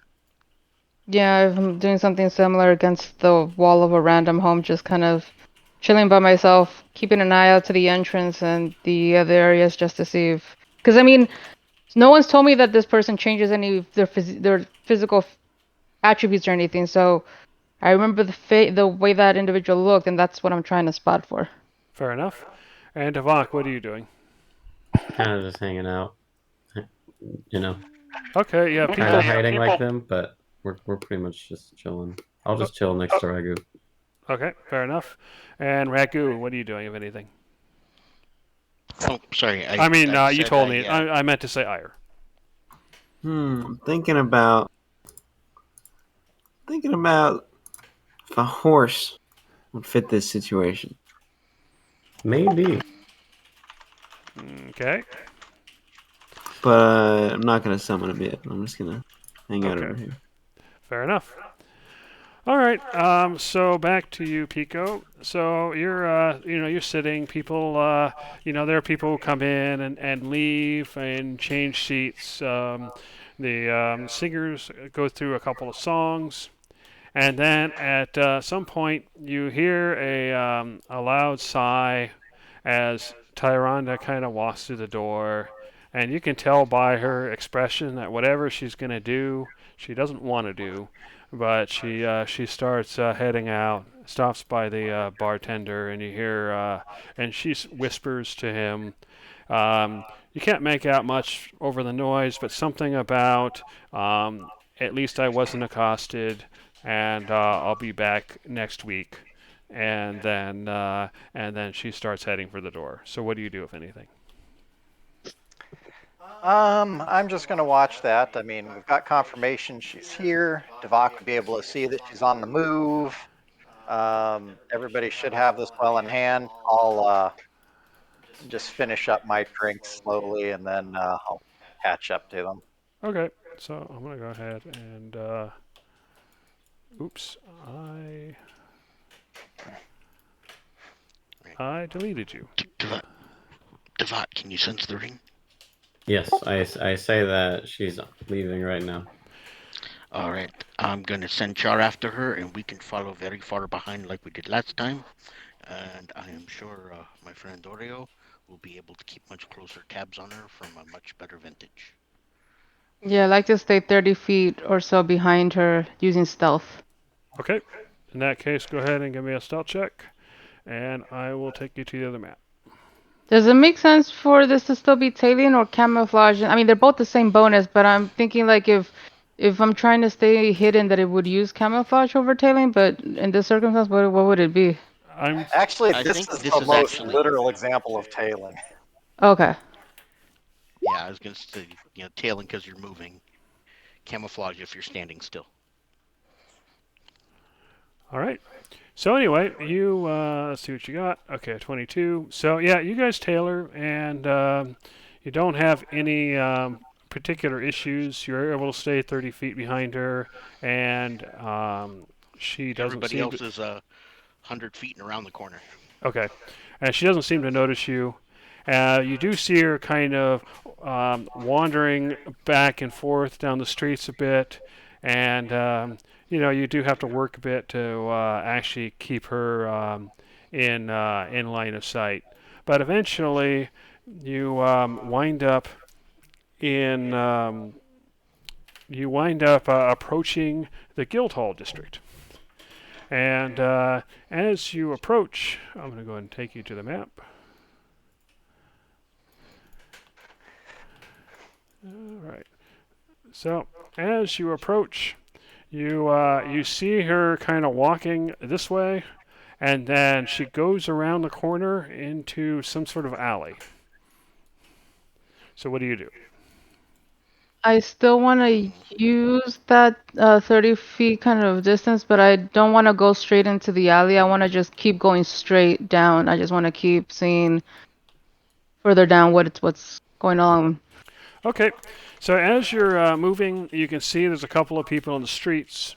You can see that as you pass through here, you notice that the statues out front were actually made of glass, so they're very large glass statues.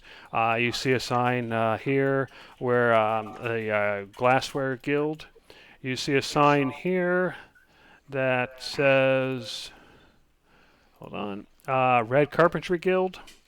You see a sign here, and it says, sorry, give me one moment. It says Onyx Tyler's Guild. And finally, you see a person out front who seems to be dealing to the south, who seems to be dealing with some sort of plants. And you see Mavin Apothecary Guild. And that would be Okay. down here. Just out of curiosity, where should I put Char? Because I've been following by watching through his eyes this whole time, and Oh, fire moving Char's around. following her? Yeah, so Char's Yeah, probably like on a roof or something because she's up here. up where I'm not seeing your ping. Oh, uh, there you go. Oh, I see. You can't see from there, I guess. That's weird. I can't see. You're just gonna have to give me Char sight, I guess. Yeah. Owl sight on. Do you see now? There we go. So Yes, now I you, know where she went. yeah. So you can see that she is speaking to a robed figure who, and they're both standing in this alleyway. You can see there's a bunch of trash and debris. So what you're seeing is this building here has Mm-hmm. four towers around, kind of sticking out this kind of square shape.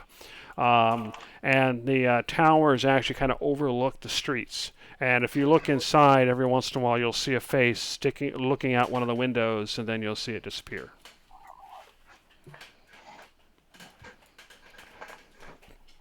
All right. Okay.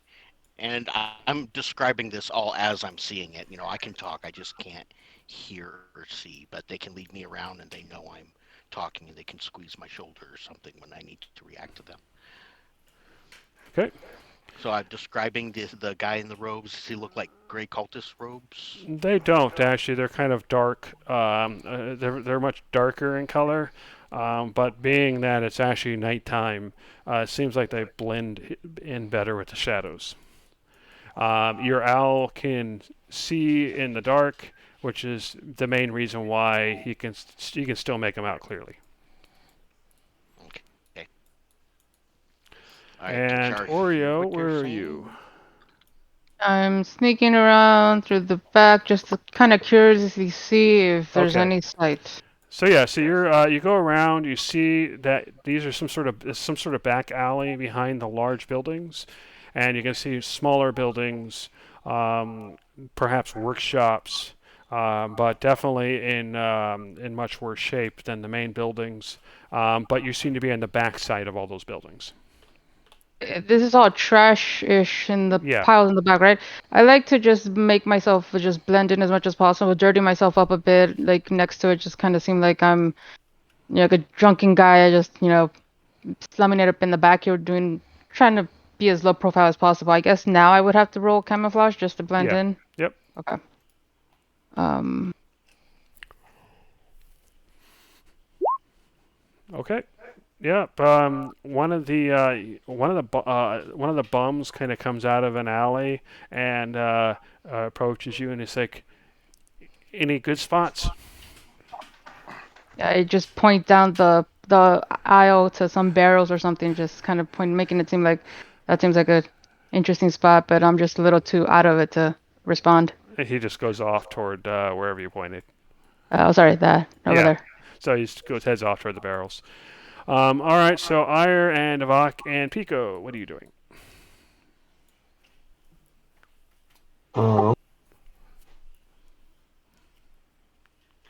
Um, I guess I'm just loitering for the moment, waiting for. Uh, I guess if Ragi's looking through Char's eyes, I'm gonna have to babysit him. Okay. And Ire and Avak. I'll do the same. I'm not sneaky enough to Yeah, be me moving neither. around too much. Okay. Anyway, so Ragu, Char sees Tyrande and the robed figure speaking, and then you can tell that Tyrande seems to be upset about something, and she's like, "Fine, but I'm not going. I'm not going for another week. You know, you're just gonna have to give them time. You know, they keep putting me off. I don't." And the robed figure, so he puts his hand up to his face. He's like, "Shh," and he's like, all right, you go home, go relax, come back next week. Don't even bother coming back next week. We simply can't wait that long. We're gonna have a meeting. We'll take care of it. Just go home. Go home. I don't want to see you. Just don't come back. She's like, fine. And then she starts just walking away. And he starts walking to the north. All right, what do you do? I'm thinking Char's gonna follow him. Okay, so Char follows, and he eventually makes his way around the back. And Oreo, from your distance, you heard a bit of yelling from this direction, and from barely within sight, you saw this robed figure come out of the alley, way over here. Can you see the ping? Yeah. And then he kind of looped around, and he went into the back of a building. And you notice, Ragu, that he went in some sort of back entrance and then closed the door. Okay, so he's at the back entrance of this building. Of this red one. All right. I don't know. Is there? Oh, that should not have happened, should it? No, that's fine. I'm just Fly going to over go the ahead house. and put him out there. And then Okay, I didn't know. I'm just going to go ahead and actually just move him back since you already saw what you. All right. Because he already went inside. So there you go. Yeah, I was just gonna fly back over here, and Oh, Taranda's coming Ragu's. this way. I'm Yeah, gonna Ragu's gonna grab. mumble that Tyranda's coming this way. I'm grabbing Oreo's on Ragu the and other pulling him in side. the alley. Okay, Yeah, that's. Yeah. All right. that's fine. I'm gonna And mumble Davak that. and Ire. I'm gonna. Actually, I'm gonna push Ire further down the alley Yeah, since you I'm gonna. recognize him as well. Yeah, I'm gonna duck away as well. Same. I'm gonna say now is the time to get Oreo's ring back from Tyrande. She just got fired. Alrighty. Um, I've got an idea. Um, I'm going to go further into the alley, change my cloak of many fashions to that very bright green. I am going to go back to the orange fur, and I am going to wait for her to pass. Okay, she gets to about there. She's just kind of walking away, and she doesn't seem to be paying much attention. She's not looking around much, so she doesn't even notice the group of people in the alleyway. So what do you do? I'll be back. Um, After she passes by, I'm going to go ahead and stealthily follow her. And Okay, go ahead and make a stealth check, but you have an advantage because she's not paying attention. all right. All right. Where'd it go? Aha. That'll work. Okay, yeah, she's not. She doesn't notice that you're following her. All right. So what I'm going to do is I'm going to wait until there's a quiet spot with a alley of some sort. Um, and I'm going to. I'm basically going to tackle her into the alley and just be outraged. Fool! How dare you get me banned for trying to help you? And I'm just going to go ahead and rifle around trying to find the ring on her as I just Actually, all Jeremy, outraged. actually, while he's doing that, because I would have seen that. I'm tailing her too. That's the reason I rolled. Yeah, If I saw him like tackle, can I just go in and do the sleight of hand immediately? sure. Go ahead and make a roll. Can I do it at advantage because he's obviously distracting her? Fair enough. Oh man. It's actually good enough. Yeah, you kind of reach in and you pull it out, and so she's in the alley. It's like she's just hanging her head. She's not even responding. And she's like, "What do you want? How much money is it you want? You're gonna kidnap me now?" I just scurry away like I'm a robber. Bye. Okay. She doesn't even notice you, by the way. You come in, you steal it, you go away. She's focused on the cat, on the orange cat. Oh, You missed so it, but this first you get orange me banned cat. from the bar, and now you assume I am a common thief. Oh, you racist humans. The robot was correct. Just get out of my sight. I don't care how important you think you are, you filthy noble.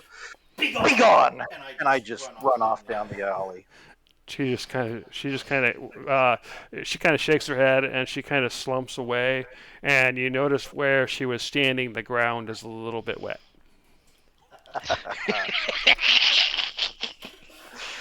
So I'll go ahead and take some evasive maneuvers after I've gone a few ways and found a nice quiet place. I'll change back into a normal form and come back. All right. Right, and once everybody gets together, get Char and Oreo there, I say, okay, there was a man in dark gray robes who literally just fired her from her job going back and forth between peoples because she was getting dicked around by the gray cultists. That man went into this building in the back door. So we need to find a way in there and to find out what's going on. But do I recognize this place? Does this place seem familiar? No, I don't think so. I remember flying Char around in there before. Is this not the arena? No, this is not the arena. Okay. Oh, and Oreo, I have to hand it to you. That was smooth. She didn't even know you were there. It kind of helps when you have black fur in the night sky. Like, yeah, I guess that. Yeah. Anyway. Well, a friggin' orange tree attacking her. Yep. So do we need to have eyes inside there to hear what's going on, or we're gonna be at peace with just him being in there? It'd be kind of nice to get in there. What building is this then, if it's not the one I'm thinking of? Well, this building has a sign on it, like I mentioned earlier, Yeah. that It- it I got says red. glassware, or is No, it it? says Red Carpentry Guild. Oh, red carpentry. I thought that was like when I put The down. glassware is this one down here. Sorry, you can't see that. Oh, okay. This one Sorry. down here are the glass statues. All right, yeah, Red Carpentry Guild. We already have a letter saying that is their location. So breaking in here and kind of snooping about or getting a lay of the land would be very good. The man also said he was going to be holding a meeting. He did not say when that. Did he say when that meeting was? He didn't. Yeah, he said he was going to be holding a meeting to find out something or other because he just fired their messenger. So it might be a good idea to get in there and see if we can find out anything. So, how many floors is this place? It looks like it's just one floor, although you don't know if there's any sort of underground floors. Well, Oh, I actually, can the base building survey. is one floor. There's also the four towers, which kind of tower over the building, although they seem to be fairly small, and you can occasionally see someone looking out of one of the windows. Ragu, did you notice from up there if there was any like opening through the roof? Char. There is an opening in this. There's a courtyard in the center. Right, that's what I'm thinking. So, was there any kind of like door or anything like that that Char might have been able to see, or just by swooping Um, above? Yeah, there would when be he flew doors in the overhead, he courtyard. saw. Yeah, there were. He when he flew overhead, he saw doors in the courtyard, but getting over the first story here would be it's a big trick. So there you go. Well, You should be able to see, Tyler, what the courtyard Okay. looks like. So basically, Okay. there is a wrong thing. Sorry. There is a door to the on the north side here, Okay. and on the west side over here. Okay. we can Inside the court, certainly. Oh, go ahead, there finish. inside the court there are a whole bunch of boxes stacked up very high, so it might help if people go in there. But there is a door to the north in that little small section, and to the west or left, there's also a another door. So there are two doors into the building.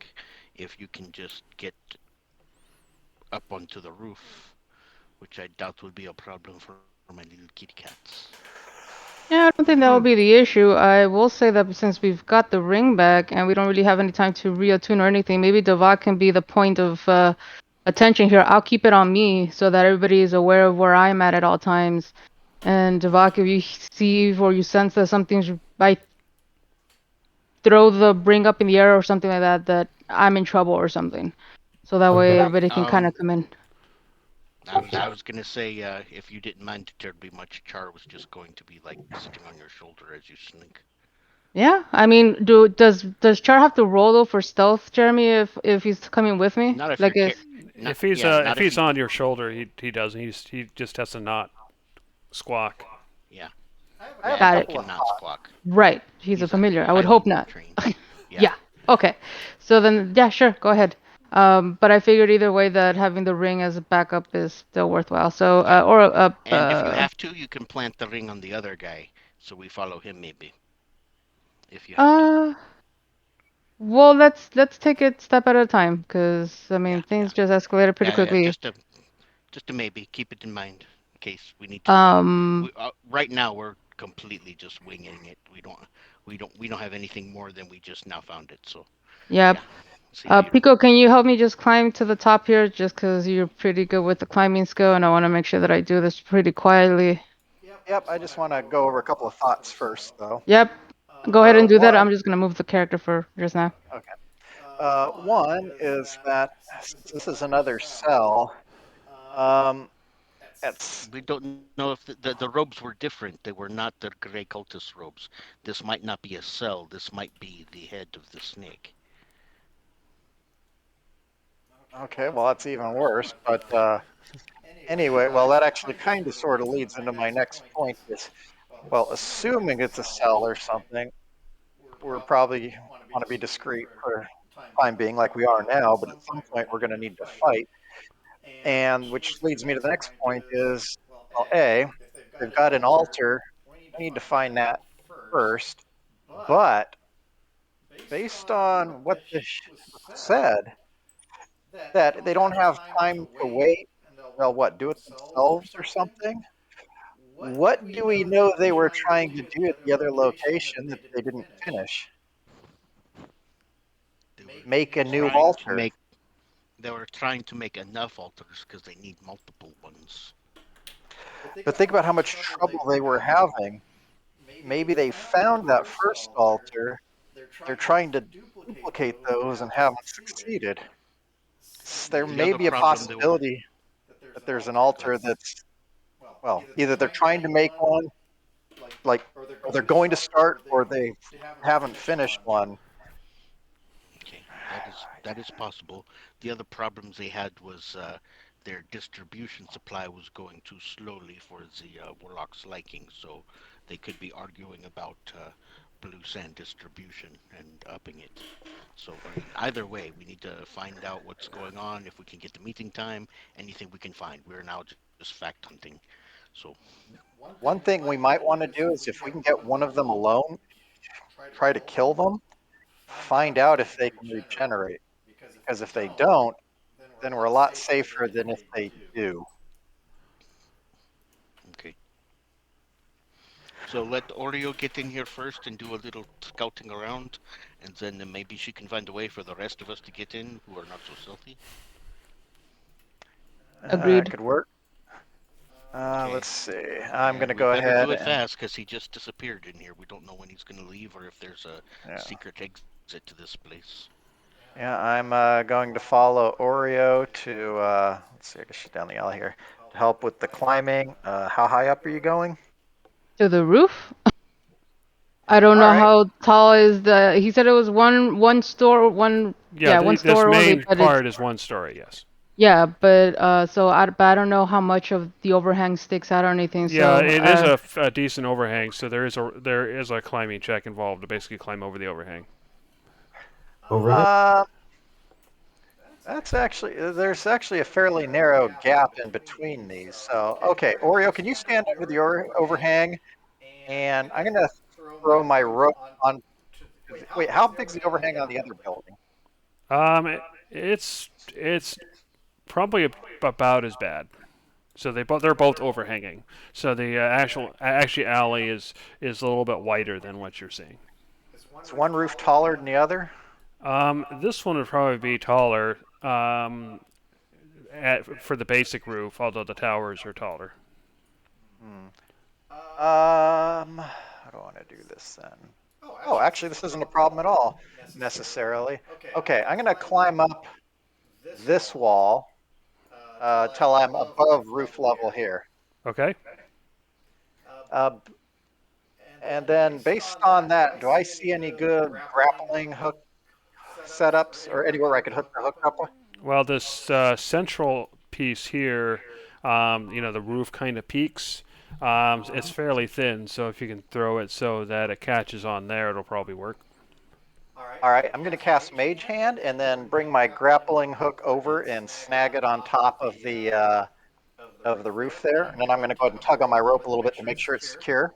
It is. All right.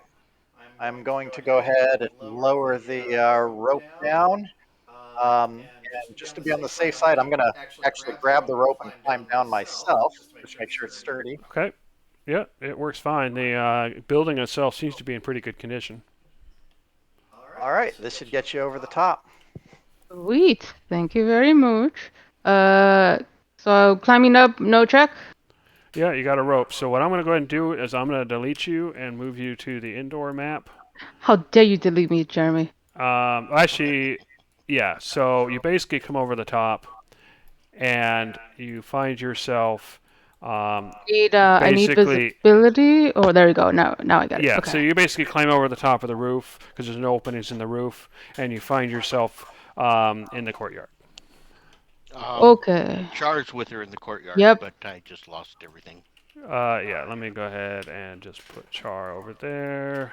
Can you make them into a small? Is it an icon that I can move, or can you control that tighter? I will do my best to control and just keep him on you. Okay, so I'll. Unless Jeremy wants to give you control for a minute, because he is basically just on your back. Well, I just figured it'd be easier if I can just highlight both icons and move them at the same time, so you could always see. Yeah. Let's see. If that's too difficult, I can just keep trying. I mean, I don't know if you can temporarily just give access to everybody. Yeah, here we Essentially. go. Here we go. So you want Oreo. Oh wait, that's edit. Sorry. Hold on, one moment. Let me move my icon so you don't get. Oreo. Okay, try moving them now. Yeah, sweet. Okay, so I'm just gonna put them on me, and I'm gonna highlight both, so we're all in the same boat. So first off, I'm gonna obviously stealth So I'm gonna do that first check to make sure that I made it over without any Okay, suspicion. go ahead and make your stealth check. And while you're doing that, you notice that there are several windows which are open. Um, you notice that there's a door to the west and a door to the north. You also notice that the stacks of large boxes are piled up high enough that they block visibility from the ground. They block visibility from the ground. Yeah, meaning if you're standing on the ground, the pile's high enough that they block Oh, because the visibility. shadow, right? Yeah, That's yeah, what yeah. gotcha, It's gotcha. already Okay. handled for you. I just explaining why. Gotcha. I was almost like, what the hell is going on? Okay, got it. And then I know that Tyler you had described the particular door. This is the one you were talking about at the top? Yeah, yeah. Okay. That And door. that's That's the the one that top he door, went and through? then No, you're on the um, inside of the courtyard, so yeah, clearly he wouldn't have gone through that door. He went through the door on the outside of the building. Oh, I yeah. see, So I there's see. like Oh, that's a the one I bar saw from or the inside. back. Yeah. Gotcha. Okay. It Okay. might have been So this door, but it might have been another door on the back as well. I want to at least first check the windows to see what the hell I'm seeing, just out of. So it seems like it's Yeah, okay. so you see some sort of storage area with a bookcase. Over here, you Ooh. see what seems to be some sort of workroom, and there are people drinking. You can see them kind of hanging around at the table. Okay, and I just want to be check. Okay, that's fine. And then there's other windows here, so let me check. Yep, you That's see that. a Oh, hallway. You can see multiple doors up and down. Let me move something. yep, I know. Yep, I figured that was on purpose, so it's fine. I didn't see anything. And then this side Yep, also. another hallway. So I'll since there wasn't any specific instruction as to where I'm gonna start here, I'm sorry, that's a window. Is this the door, I imagine? So Yeah, that's is the it door. locked? It is not locked. I want to very quietly open it and see that there's first nobody around. It didn't look like there were. Okay, you open the door, and you already made a stealth check, so you're good. Yep, the door swings open. There's no squeaking or anything. It's well maintained. And you see a hallway going north and south with the door right in front of you. On the other side of this door, you hear what sounds like clinking, like uh, like um, uh, like a metal container and something metal hitting that container or something like that, like almost like cooking. Oh, so okay. So I get it just a little closer, so the noise is like loud enough for Char, and I look over to Char, and I kind of give him like can I give him a cue like, can you hear that? Hoping that Ragu is pretty much l- watching me say that, or watching me kind of Yeah, point to my ear. it nods. Yeah. Yeah. Char Okay. nods. One thing Okay. you do notice since you're in there is the door actually it has a sign on it. It's currently locked, and it has a sign that says "Keep Out," and the lock seems to be a particularly fine quality. Something as fine as the ones that I stole from another particular home. Probably something at least similar. Alrighty, interesting. All right, so I'm gonna go down south first just to kind of see, just to hear what I'm hearing across these doors. Anything in particular that So interesting? on the other side of this, sorry, wrong thing. On the other side of this door, you see, you hear the sound of a bunch of voices, like people having some sort of discussion. And it also says "Keep Out," and it has a similar lock. Then you notice this door over here, and you hear squeaking, maybe somebody rocking back and forth in a chair, perhaps. But this door is not locked. Oh, Can we hear the while, voices? Oh, yeah, go ahead, while Char. this is going on, I went and grabbed Ragu and brought him over so that he's closer. Also, mentally to Ragu, do you think I should bring Hawk and Ire into the alley so we're ready to move? That might be a good idea. We can hear voices. We don't know exactly what yet, but I think we see where the meeting is. Is Okay, that I'll be right back. I'll get them, so you'll be alone for a moment. Go ahead, Rio. uh no, I was gonna say this to Jeremy. Are these voices I mean, I guess does I kind of look at Char for confirmation if these voices sound familiar to Ragu. Nope, you don't Char recognize any of the listens very voices. carefully. Um, All right, Can so we So I hear come up what's to being Doc and said? Ire. Can we You hear guys what's want to follow going me on to if the we put our IO? ears to the door? Yep. uh, you want to get closer to the door? Yeah. Um, Char has advantage on perception checks that rely on hearing and sight. So Ah, gotcha. yeah, I'll get you as we close can to put the our ear door to as the door and possible. listen. Yeah. So go ahead and I guess I'll let Char do the rolling since he has advantage, I think already. Yep. Yep.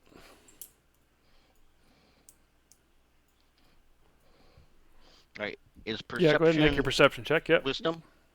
Yeah. All right. Come on. Come on. I know you can do it. I've clicked it before. Okay, so you're listening, and the door's pretty thick, so it's limited what you can hear. However, you overhear something about the altar is ready, and you also hear something about the blue sand production not meeting desired quotas, and you get the impression that there will be basically a force that will be visiting the responsible cell and figuring out what's going on because they haven't heard anything from them in a while. All right. Through Char, I mentally communicate all that with Pico. At the same time, Char's claws kind of grip Oreo a little tighter. Not enough to hurt, but a little tighter. And he just ever so subtly nods, yes. Okay, I kind of give you like uh should how do I try to describe this? I'll put my hand like a finger pointing to this very spot that I'm standing as in saying like should we stay here any longer or can I essentially or can I move and I point down to the south to the other door seeing if that's another way to potentially get you guys get in. All right.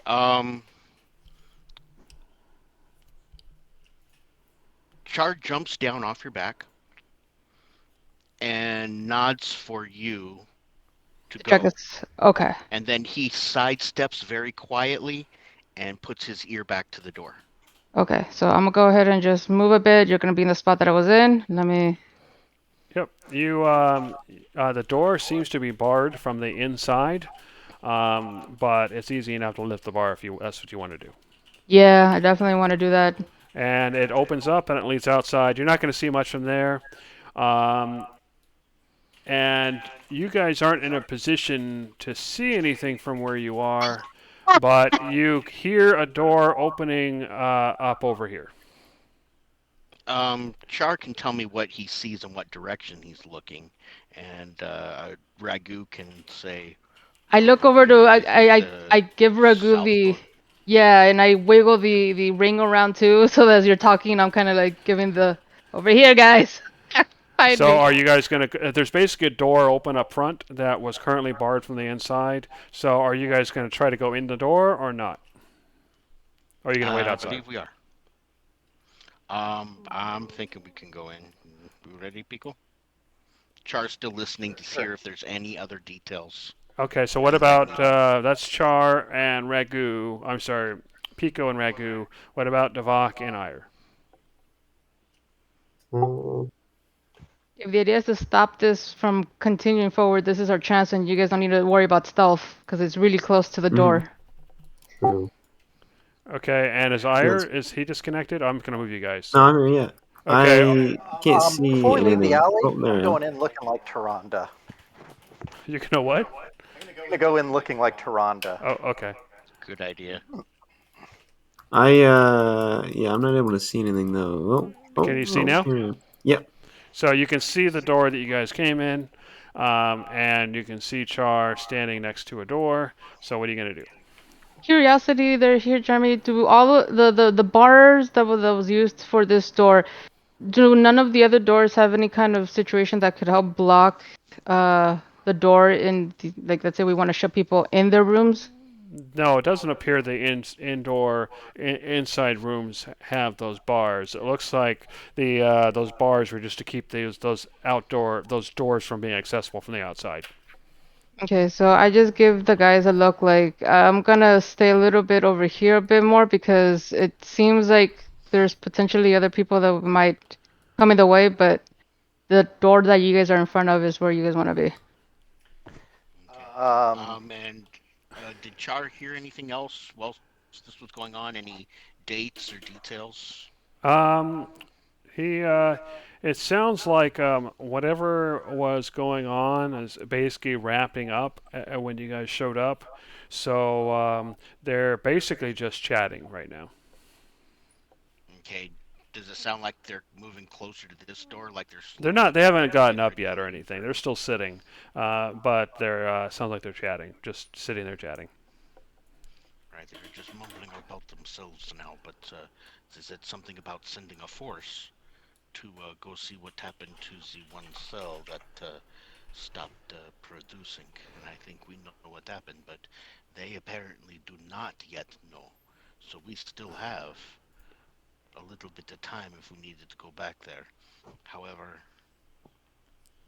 And as you're discussing, all of a sudden, uh, Char squawks a little, and and then you hear it's like, "Wait, did you move the bookcase back?" It's like, "Yes." Shh. Go ahead. Fuck. and then he very quietly whispers back up to Oreo and down to everybody else. Look for a bookcase. There's a hidden Ah, door behind it. shit. Ah, God damn it. All right, I'm gonna start making my way down and but it's in, let's see. um, Oh, a bookcase. Well, I didn't see a room. Okay, hold on. I'm gonna go up here. Any noise on the side? No. And I remember this room was empty, Yeah. so is the door locked? No, it's not locked. I'd like to go in. All right. I oh, thought that was this one. Damn it. Yeah, you open up the door, and so let me tell you what you see. You see a room full of large boxes stacked almost to the ceiling. You see the windows. You can hear the idle chat from the east. You also notice that down here there's a bookcase, but due to your Okay, passive sweet. perception, you notice that there's scratches on the wooden tiles parallel to the wall near the bookcase. I peek out, give you guys the over here. So if you guys want to follow, feel free. If not, you guys do what you're gonna do. I'm gonna keep checking this spot over here, and I go back in. Okay, Okay. so what do you do? I go ahead and go sneak go ahead. along. All right, so all you guys make a group stealth check, Good. Okay. Oh, shoot, except there's for no way you, I can. Oreo, because you had snuck on your own. So I basically know, everybody but but you. I was kind of hoping that I could help them in some way to make it over, I guess. I didn't want to. Can I actually do that? Just kind of like help them with like the area so that maybe they make sure they're hitting on the right tiles or whatever in case something squeaks. Well, that's what a group check already does. It's already built in. That's why you only need to have half successful in a group check because it's people like you helping them out. One thing I'm going to say before we start to move is if we hear any commotion, run straight to the end of the hallway, past the wall. And as I say this, I cast a minor illusion 5 feet ahead of the end of the hallway. Okay. So it looks like we have a 17, 25, 14, 20. Yeah, so you guys have enough passes. So everybody go Oh, ahead thank and God. move down to the end of the hall. That includes you, Ire. Oh, my bad. Yep. All right. So you enter the storage area, and Oreo, I'm assuming you tell them about the scratches. Yep. I want to also see if there's any box that we can use. I mean, how big is the window? I don't know how much we can use for cover here. The window is probably about 2 feet tall, and it is probably about 3 feet from the ground. There's a bench kind of sitting, right below the window, so somebody can kind of sit there and look out. Do you guys want to just move a couple boxes over to stack against the window just in case anybody happens to stroll by up here for whatever reason? This window here? Yeah. Um, okay, I can deal with that now that everybody's in here. I'm gonna go ahead and throw a minor illusion across the window. What's the illusion of? Uh, well, I guess this is what This warehouse room. type stuff, some boxes and stuff. Okay. Yeah, it looks like this room as it is, just without us. Like you And took a photo.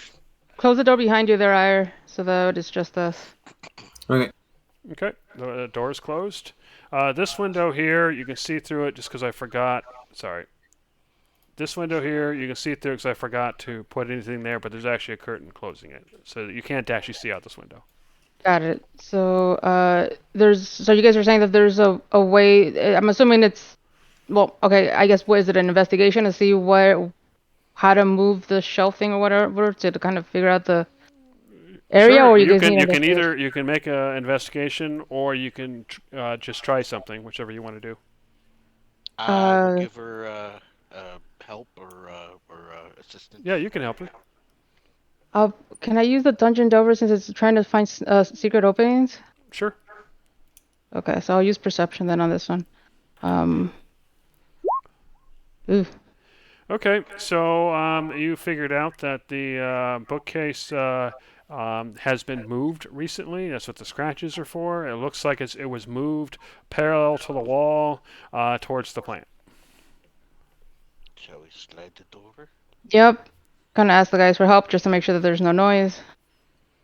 How tall are the boxes and stuff in here? They're tall enough. These are tall enough that they go up almost to the ceiling. So probably a good 6, 7 feet tall total. The stack. All right, you said almost the ceiling. Is there any room on top of them? Yeah, you could climb up and look over, but there'll be maybe half a foot or so of clearance.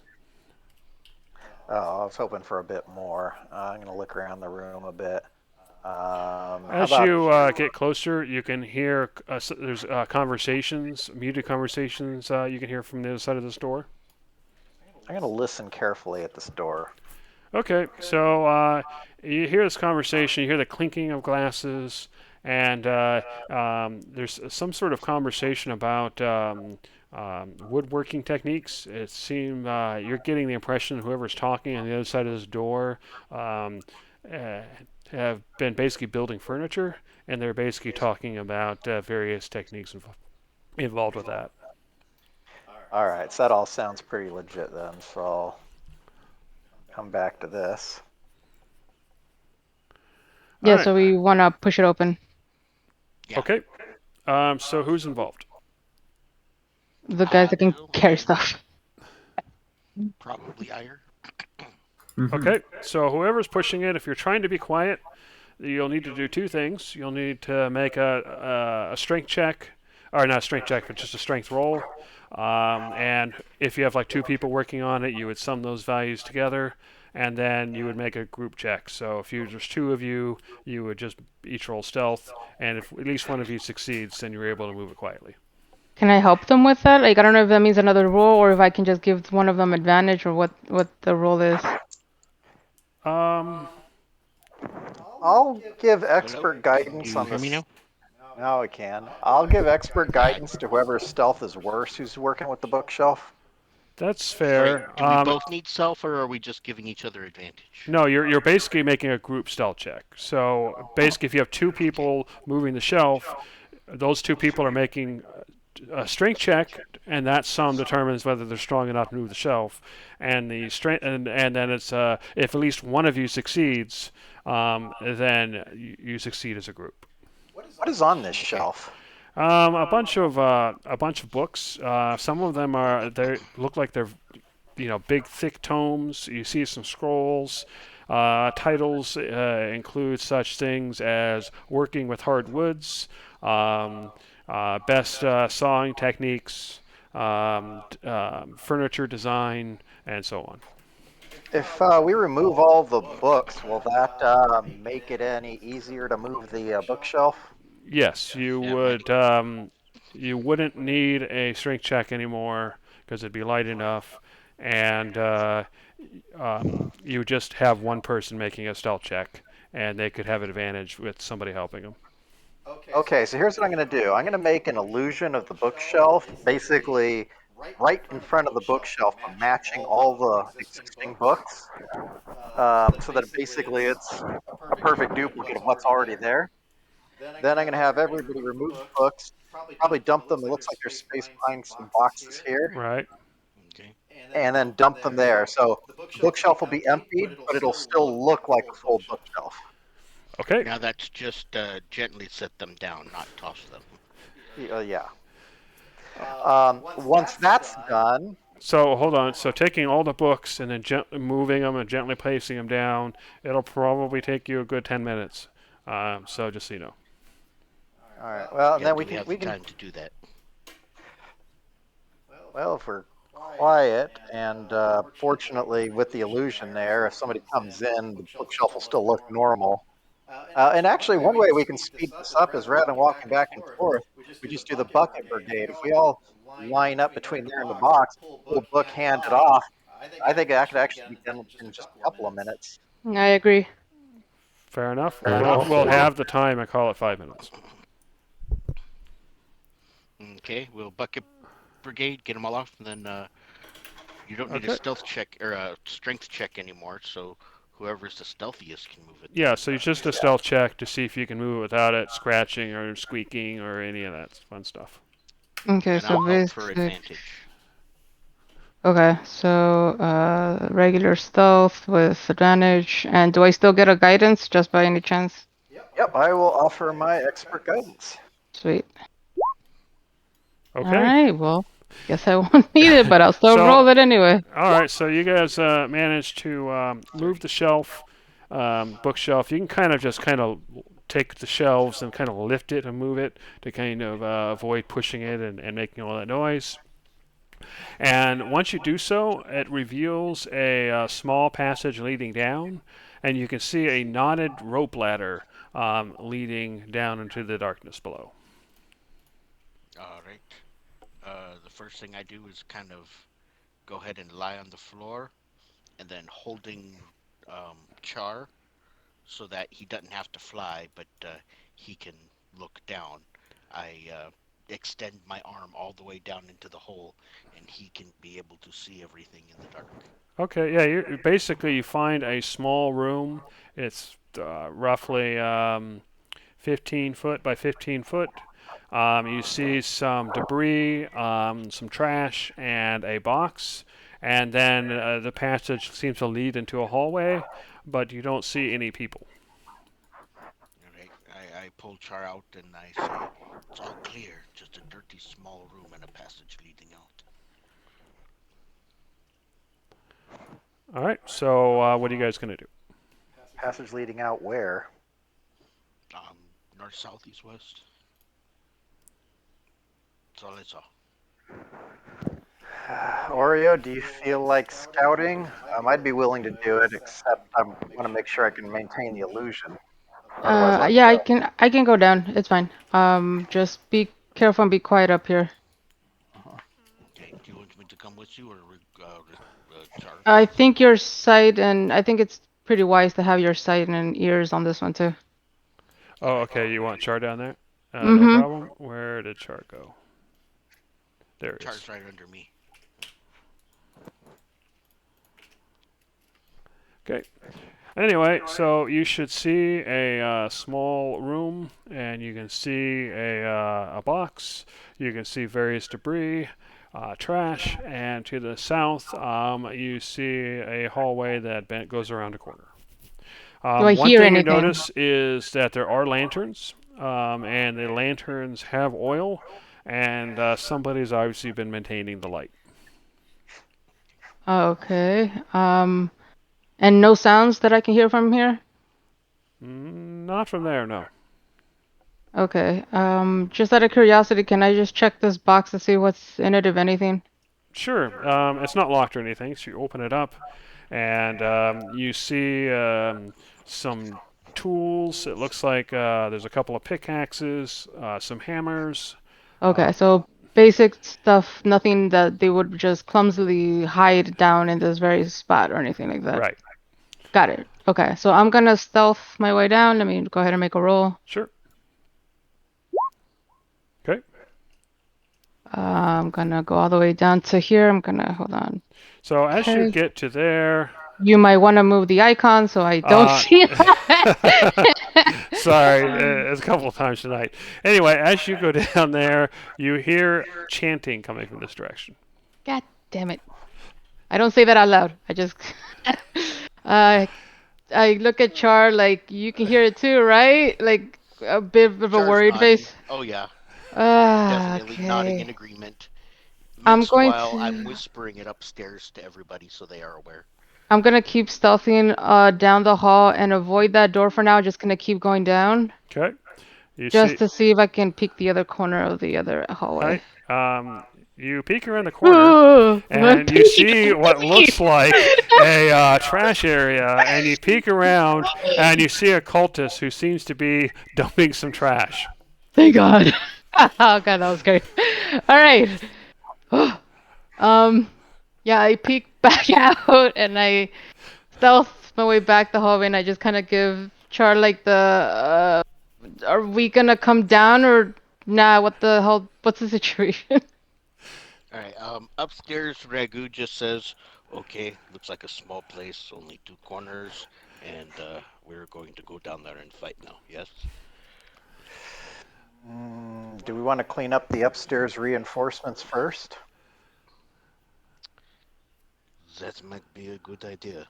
Or you can close. Well, I mean, I Char. don't Well, know actually, how. I was before you gonna do say, anything, I'm gonna have Ragu through Char and Oreo give me a perception check. okay. Okay, at least Am you're I doing it giving at her advantage. advantage or this just No, straight? you do it. You do it. Oh, actually, I don't know if you're. This I'll is for already have sight. advantage. This is for sight. Oh, Yeah, sight. sight and sound. Okay, that's good enough. One thing you noticed is that that big metal door in the center, um, it had this purplish light coming through the bottom, but it wasn't a normal light. It was almost like an absence of all light. Um, Sense Char of kind of solace. jumps down off of your back and lays down on the ground and tries to I do peek one this. eye under the crack of the door. I do the same thing, You, but on the opposite side. So it's like I'm looking down from one corner and he's doing the opposite. All right, I'm going to go ahead and just peek you guys through so you can see. There you go. okay. Yep. All right. Cool, cool, cool, cool. All right. I jump on your back again, Oreo, and just kind of nudge for forward. Yeah, Forward? that way.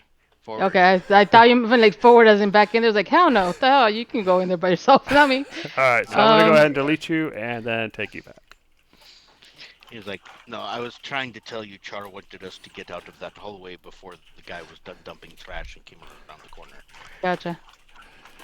Yeah, it seems like there's three guys and they're chanting pretty openly in the middle room there, and there's one guy in the back that seems to be throwing out trash, but I'm sure that he's probably making his rounds pretty quickly. I don't know if there's more though. You might want to tell them what And you saw. there is a much larger room with a very, Yeah, very bright and active altar. very active. And that's, I think, where we're going to end the session.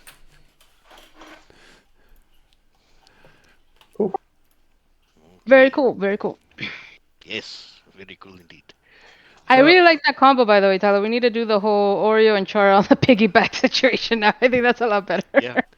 Yeah, that does work great because you basically carry him like equipment, and he can just kind of peck you and nod his head. And Well, since he's already got advantage, it's an easier way for me to okay, talk to you guys too. So as long as you're yeah. with the rest of the team, I have a better way of talking to you this way. So anyway, pretty cool. yeah. Oh, next time we do this, remind blah, remind Rasiri to give you the ring. 100, The ring? 1050. Yeah. There's no attunement required, and if Rasiri gives you his ring, then while you're wearing it, 2, you 4, can 6, speak with 8. animals. And since Char is speaking with me telepathically, you could speak with him telepathically. It's walkie-talkies. Oh, I didn't know. Okay, so okay, I'll just put it down for now. Okay, and at the I'll moment I'm try and just remember setting up myself, your but experience points. okay. I'll try and remember myself, but just in case I don't, you know. Yeah, I'm making it over now. Cool. Sounds good. All right. So as far as failures, I didn't have any. yeah, Same. and I don't think you had I any had either, one, did you? at least one. No. Yeah, I think Ira had a success in that kind of clutch moment there, getting Mm-hmm. past the guards. Yeah. All right, and Pico, you had at least one, right? I'm not sure. I think I saw something about. I thought I saw You low rolled a perception. natural. You Yeah. you Okay. rolled a So natural one on your thieves yeah. tools. All right. So here we go. So show. So you get 3,150 experience points, and Pico and Ragu get 175 by learning from failure, and that'll be that.